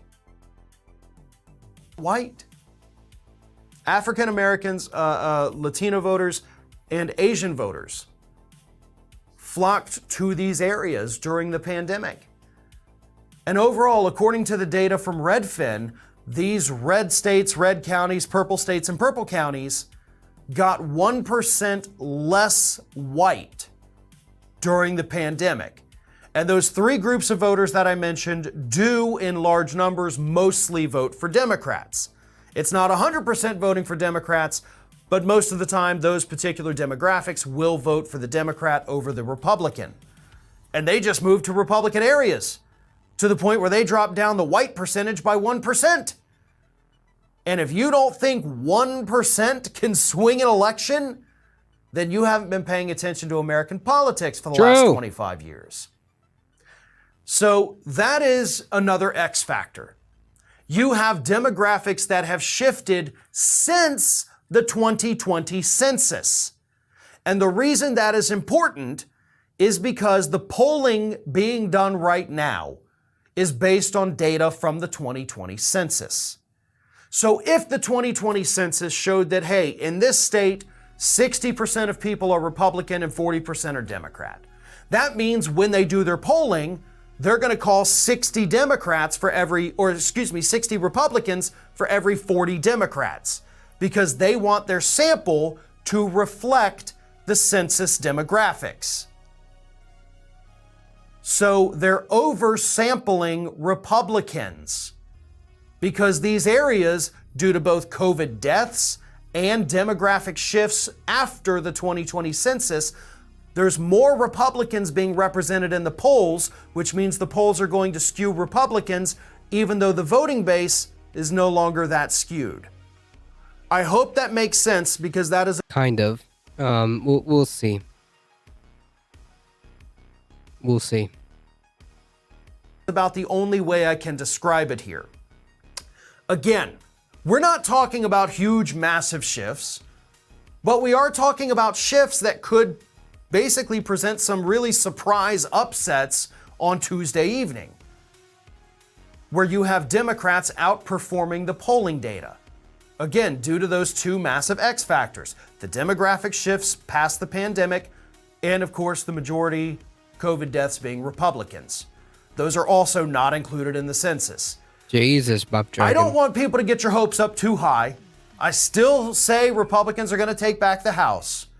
But I do think we will see a couple of surprise upset victories for the Democrats that Republicans didn't see coming, because of all these demographic shifts, all of the deaths that are not being factored into the polling data. Maybe. This is Hattie. Hattie wants to know why you have not subscribed to our channel. That's cute. It's an optimistic take, but it's not completely beyond the realm of possibility, and I remember people suggesting things back when the census data was published. True. I represent Andy Biggs, but he wasn't on my ballot, and I was super confused. Oh man, that's wild. Welcome, Bup Dragon. I hope you're doing all right.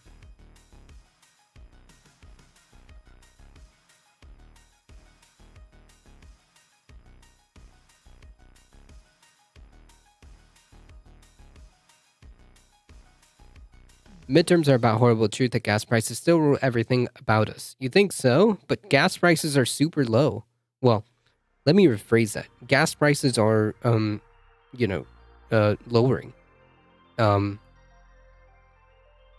Midterms tend to be a referendum on how just pissed off voters are at the sitting president, and if you believe the polls, Joe Biden's rule brains are stuck in underwater more or less, because voters are very grumpy about inflation, which now is running at a 40-year high. Yeah, but I don't know.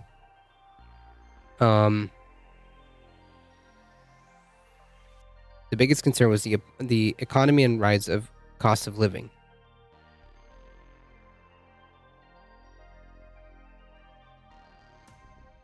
Dropped off my ballot at the Mesa City Hall, and there's cops absolutely everywhere, I assume, because Oath Keepers / MAGA.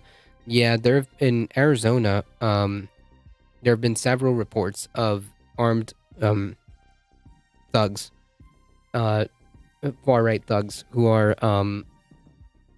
engaging in voter intimidation and what effectively can amount to, like, domestic terrorism, essentially.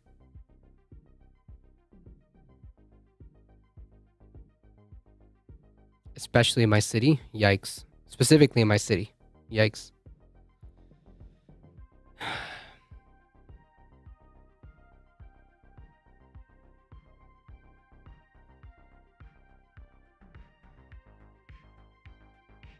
I mean, if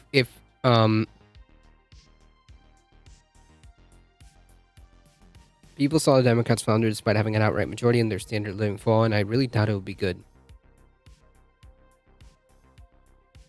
If it's gonna come down to something as simple as gas prices, like I don't know if they have an outright majority, but they have a majority. I don't know if that's a fair characterization. If it's coming down to gas prices are going down right now. I don't know if that's gonna have a big impact like it might have when gas was like very, very high.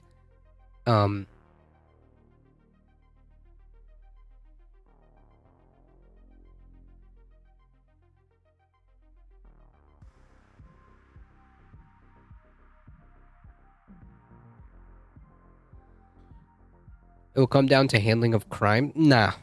No, it won't. Not even close. Not even close. That's like a conservative talking point. They can try to hit that in the head if they want. That's not as hitting as hard as people think. Cost of living on everything, not just the gas. I'm reading off the article, my dude.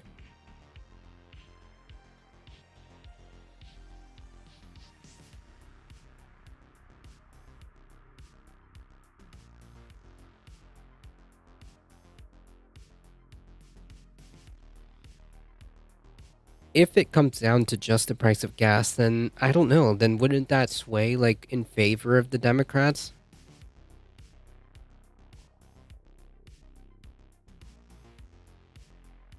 This is like causation doesn't equal correlation does not equal causation or whatnot.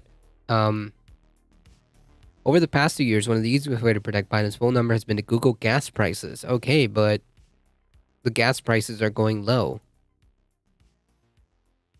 Is that going to be the sole determining factor? I don't think so.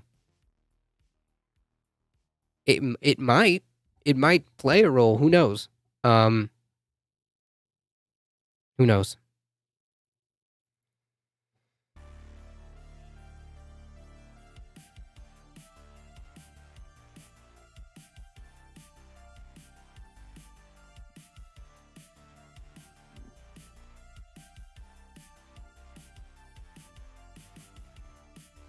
Howdy.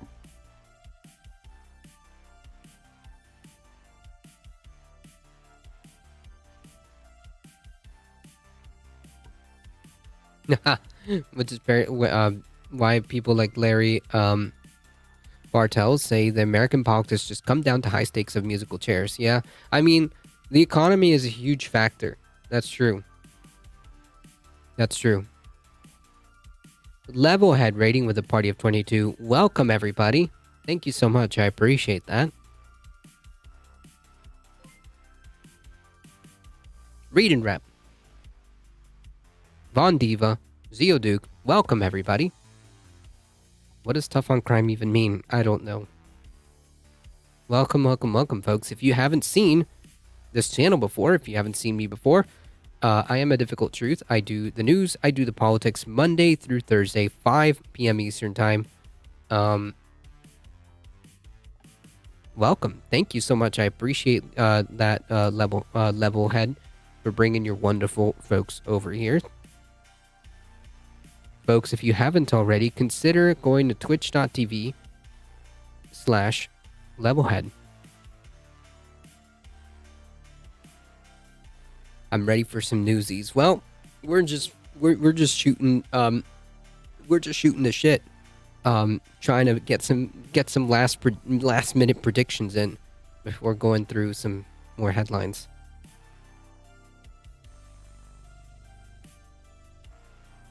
Are we talking about gas? I'm scared of the winter, by the way. Yeah, but this not fire. Yeah, but I'm talking about the U.S. Because we can look into inflation, we can look at unemployment rates, minimum wages, wealth distribution, say it's up and down the same, but quite frankly, most Americans will give you an answer based on who they voted for and who's in the White House rather than any sort of real-time economic insight. True. How can make so much gas and have the price so high? Well, corporations are greedy. Corporations are greedy. It's that simple.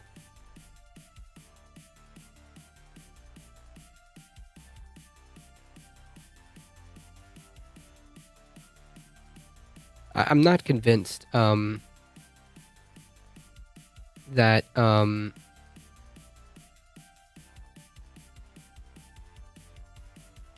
not so convinced that just solely the cost of like gas prices will determine who wins the midterm.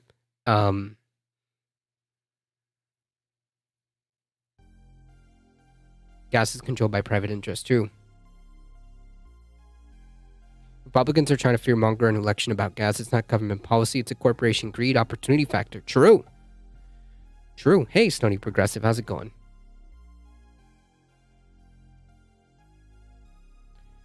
There was a article about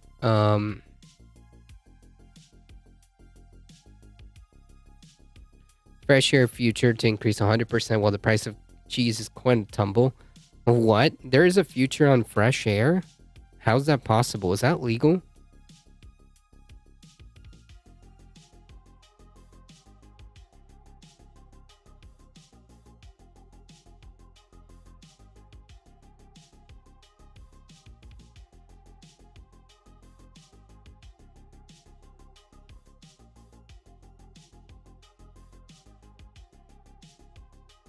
Instead of offering voters contrasting solutions to the same problems, two parties are highlighting entirely different issues. Right. That seems to be the case of what's going to happen here. I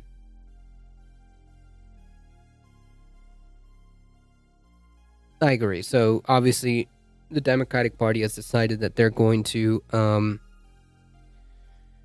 attempt to put a lot of eggs in the abortion basket.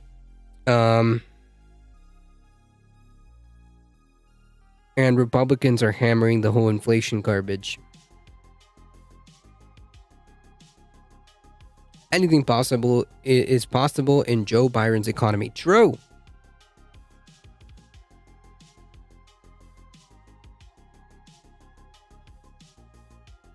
What an excellent way to put it. I didn't even mean it that way, but sure, I'll take it.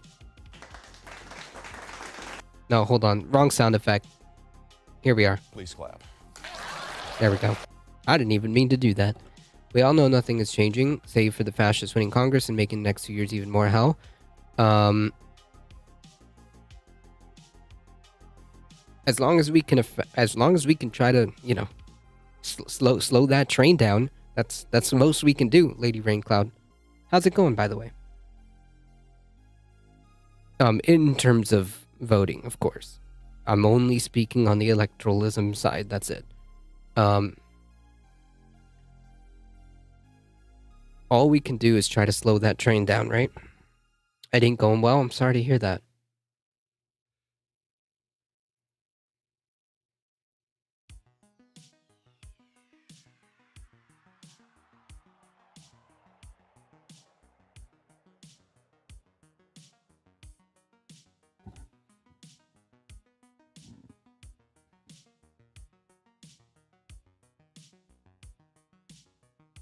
Well, you're with good peeps over here, so. My mom used to do this lecture called Witchcraft and Heresy in Middle Ages, and she didn't realize why people would laugh at certain parts when she'd say, so what was at stake for heretics in this period, until I pointed out the pun. Ha! Please clap. That's funny.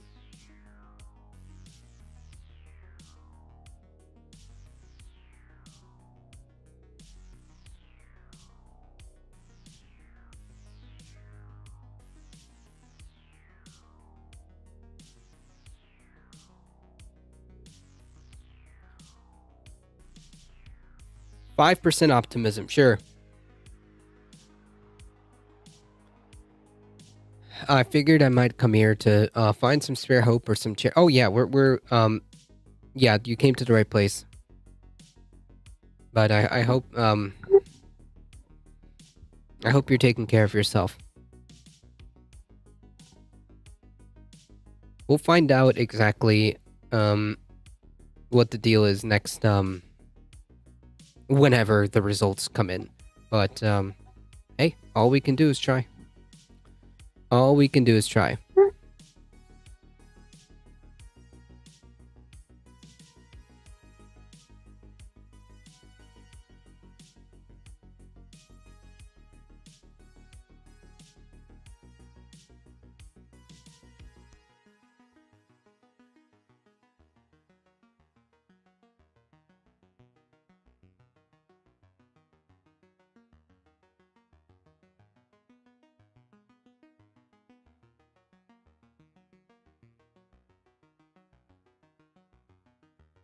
'm gonna try so effing hard. You better. You better.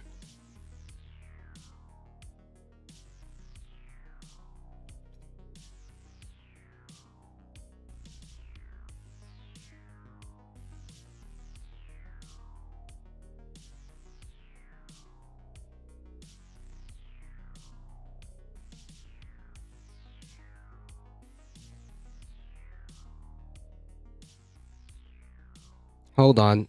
This is important, chat.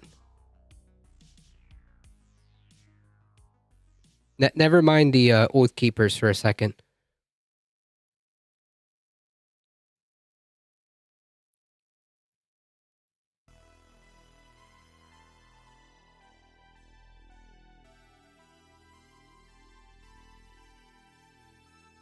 That's funny.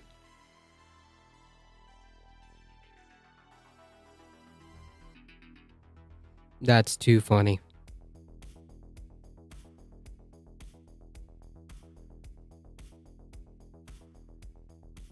I think Cruz might be the first person to ever be booed in a championship parade. Ha.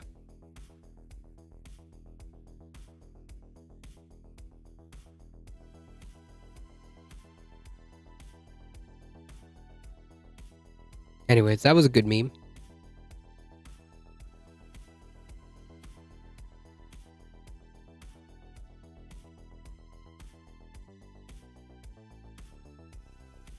The Oath Keepers leader tells jury that he never wanted his group in the Capitol on January 6th. No, he just had a whole bunch of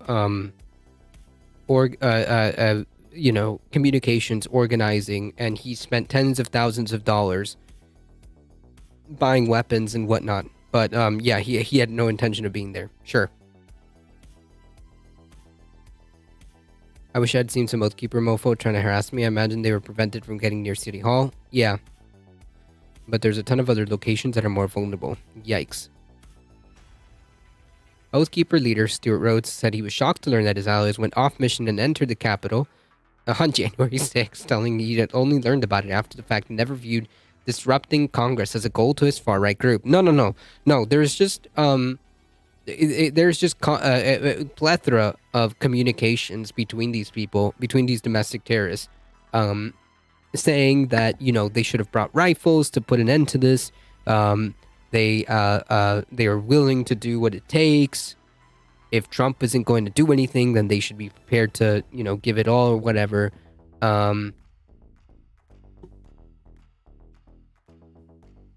Yeah, this guy is like straight up lying in court. There's a few like churches and parking lots that is way easier for them to post up the minimum 75 feet away. Ugh. Quote, I didn't want them getting wrapped up in all to this nonsense with Trump supporters. Yeah, sure. Whatever.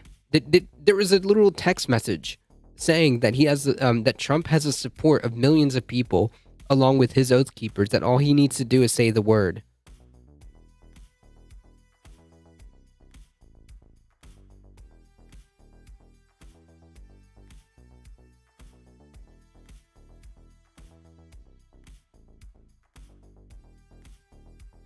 Who are the Oath Keepers? They're far-right domestic terrorism. Domestic terrorists. Though I thought the main militia was Proud Boys, another domestic terrorist group. Yeah. The Oath Keepers were former military and police.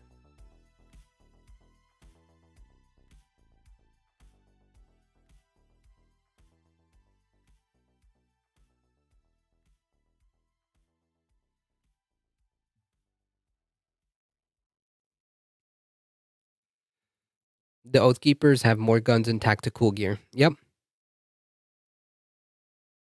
And training. They're former military and police.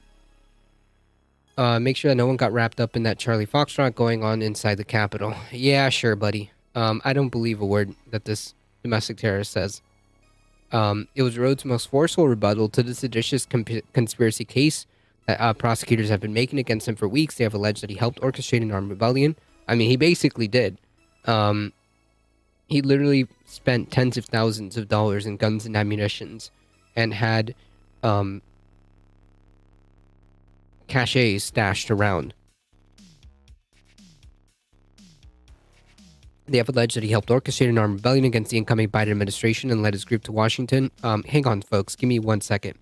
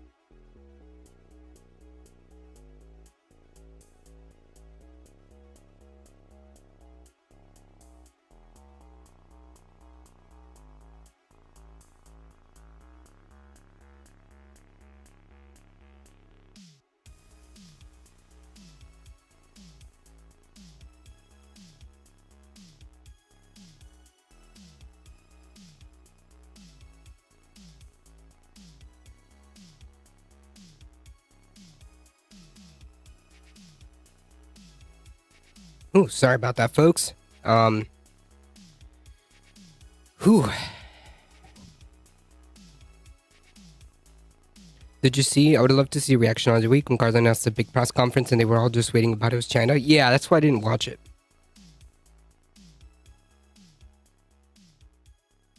As if the phonetic alphabet is some super secret thing. Yeah.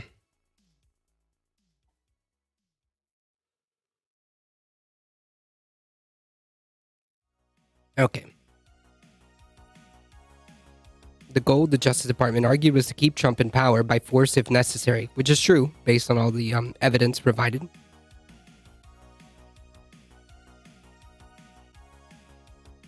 They most likely learned it like I did from video games. No, I wouldn't assign that level of like LARPership to these people. These people are very dangerous.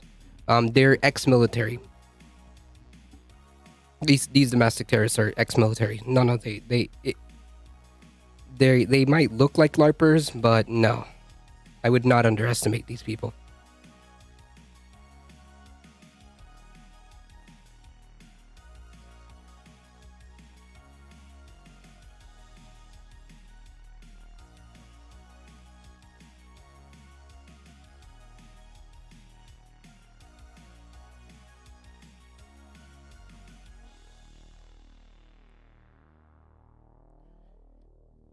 These mofos have actually the capacity to do things they're talking about. Oh, yeah. LARPers can be plenty dangerous. True.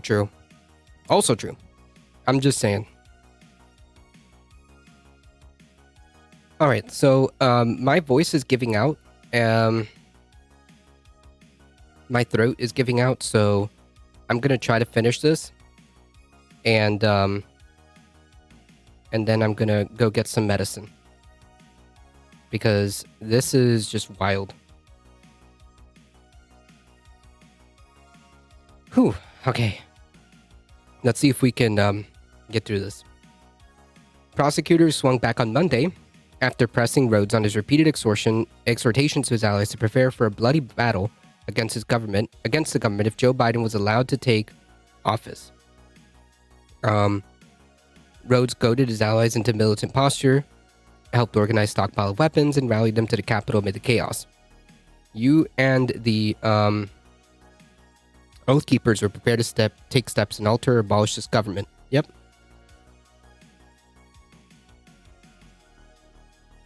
These assholes have expertise in millions of dollars worth of training. That's what makes them scarier and more dangerous than the average chud. Yep.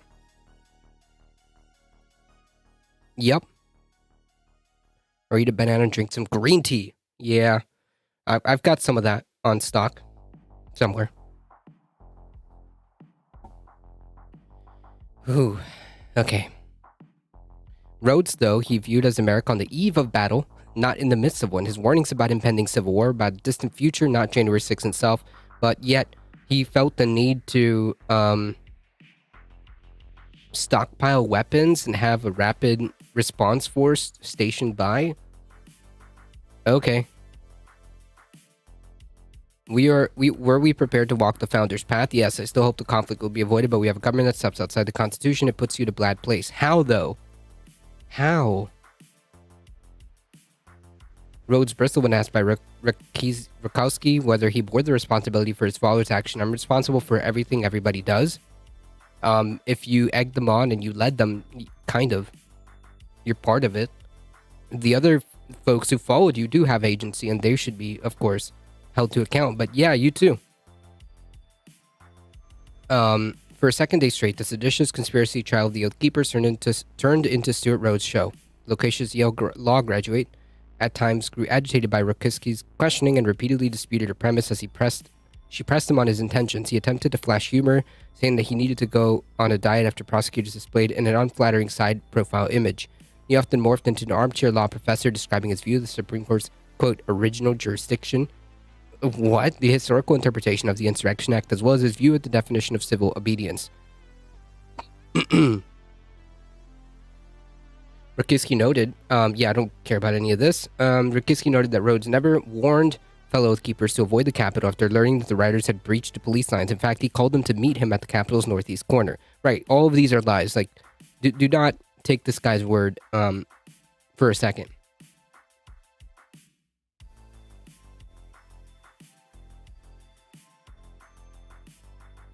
Rhodes had primed his supporters for weeks, Rokitsky said, noting that if Trump didn't call up the military to help him seize the second term, his supporters, including the Oath Keepers, would have taken matters into their own hands. Yep.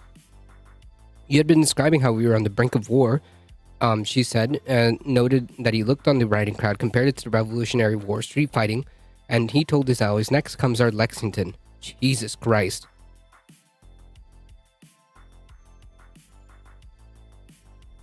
It seems ridiculous to me how many judges I've seen so many judges just get their courtrooms taken over by antics and don't actually do shit about it. True.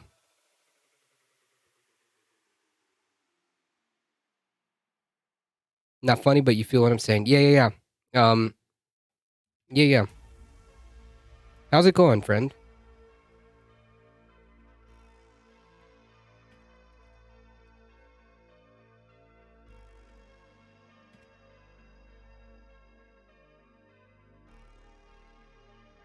How's it going?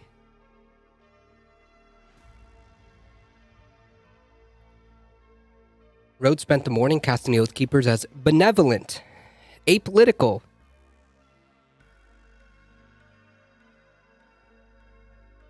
Responding to natural disasters and protecting business owners amid civil unrest in Ferguson after the police shooting of Michael Brown, and in Louisville after the shooting of Breonna Taylor. Rhodes contended that he spent a morning, but isn't that political by nature? Whatever. Rhodes contended that he spent the morning of January 6th at a hotel traveling to Capitol only after he heard that the barricades had been breached, which is not true because they were organizing the shit for weeks in advance, right? Like, everybody knew this. Everybody knew this for weeks. It was all posted on social media. You're too kind of been good. Missed you during my 365-day mental health day. Nice. Everyone online drew and knew. Yep. Right, not political though. Yeah, like this is public record. There's hundreds of hours. Medicine time. Yes, it's true. Okay, I need to finish this. Rhodes contended that he spent the morning of January 6th at a hotel, traveling to the Capitol only after heard. Yes, bullshit. He had described having trouble communicating with his allies due to poor cell service, and that he had particular concerns about his inability to reach Meggs, the Florida leader of the Oath Keepers, one of Rhodes' co-defendants. I didn't know where they were. Later, Rhodes said Meggs informed him that he brought his team into the Capitol, something Rhodes had disagreed with and voiced his concerns to at the time. Rhodes said that he learned only after January 6th that another Oath Keeper, Joshua James, who had been guarding longtime Trump ally Roger Stone earlier in that day, had also taken the group inside the Capitol. James said he never mentioned it to him. Phantomine, thank you for the follow. I appreciate that. James said he never mentioned to it, even though they dined together on the evening of January 6th.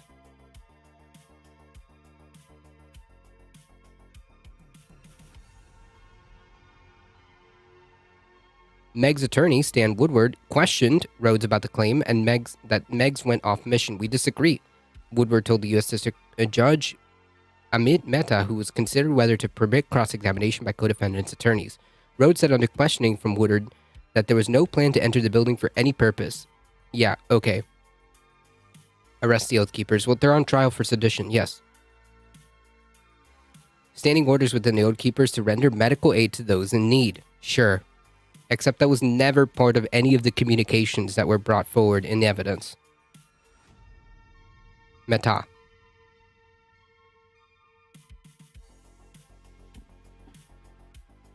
Rhodes used much of his testimony to separate his desire for Trump to remain in power from the group's presence in D.C.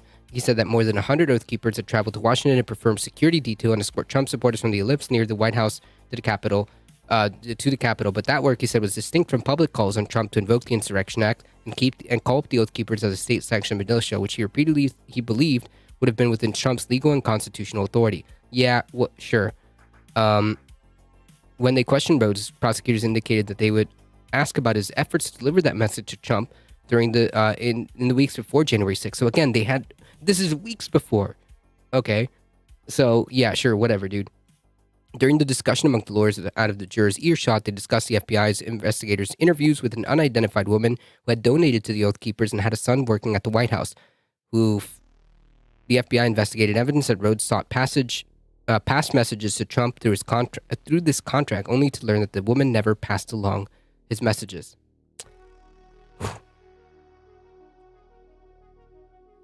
Wait, who's calling Trump humble? Oh, the right side. Yeah, nobody cares about that. That's not a real news organization. There's zero chance there wasn't some tech from either law enforcement or intelligence that picked up absolutely every data. Yeah. Yeah. I mean, like, even from streams that we were watching, there's like hundreds and hundreds of hours in footage. So, yeah. There's communications, there's texts from these guys. So, yeah. We'll continue to report on what these domestic terrorists do on when it comes to this trial, and we'll keep tabs on it. It's still wild to me how, like, things could have gone so differently if only a handful of people had decided to play ball. It's just still mind-blowing to me. Unreal.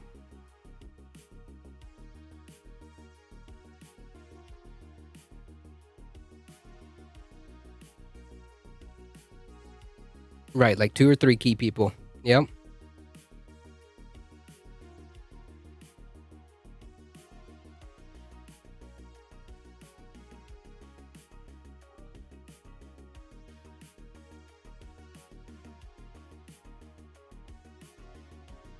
That's right. Alio with the 10 biddies again. Thank you so much. I appreciate it.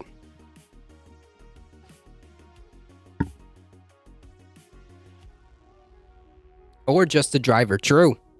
All right, folks. I've got to get going. And I also have to find some medicine. Yeah, this is just wild. I appreciate all of you guys hanging out, and I appreciate folks that came from Left Flank Vets and Levelhead. I appreciate you. Thank you for the stream. No, thank you for hanging out. I appreciate it. I bet that's terrifying graphic to watch if you had that data of movement from cell phone users on J6. Shoosh. I mean, I didn't even get to watch the full thing. We cut off the stream right before things got really wild. That's when we cut off the stream here. It's just unreal. Till this day, it's quite shocking. I'm glad I caught some. I'm glad you stopped by. I appreciate all of you guys. Thank you so much, Buck Dragon. Thank you, Alio, for the biddies. I appreciate it, folks. If you have a second, thank you, Marcus from Left Flank Vets. Please make sure you check them out. Make sure you follow them on Twitter as well, and also Levelhead. I think I got it. Yes. Phenomenal, folks. Thank you so much. I appreciate all the raids. I appreciate that. Alio, sure, as well. Thank you. If you see a little diamond next to anybody, please make sure you follow them and support them. I appreciate all of you guys hanging out here. If you guys enjoy the content, don't forget to hit the follow button on your way out. And if you guys have a second, and can do this, head on over to the YouTube channel and hit the subscribe button. Just really quickly, just, hit that subscribe button really quick. It really does help us out. I appreciate all of you guys hanging out here. We are here. Yes, don't forget to vote tomorrow if you can, or if you already did, or if you already sent your ballot. Awesome, cool. Takes 5. I mean this facetiously, but yeah, it doesn't take that much. Tomorrow, folks. As always, please stay safe. Please take care of each other. Yeah, watch out for Oath Keepers at your local ballot box. True. Please stay safe. Please take care of each other. I love you all, and I hope to see you guys in the next one. See ya. Thank you, the Little Proletariat. Yes, please go follow them as well.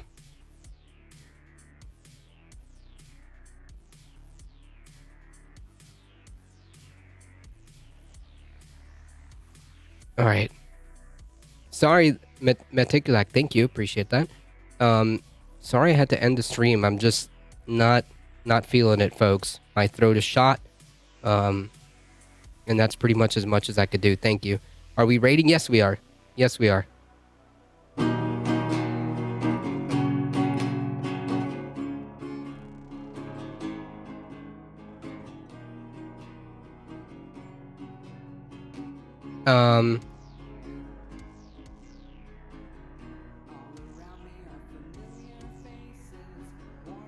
Let's see.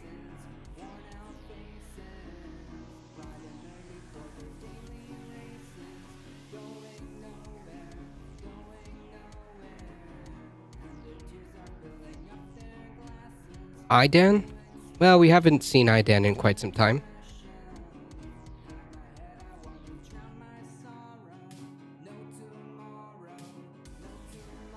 Alright, folks, we're heading out in 5, 4, 3, 2, 1. See ya.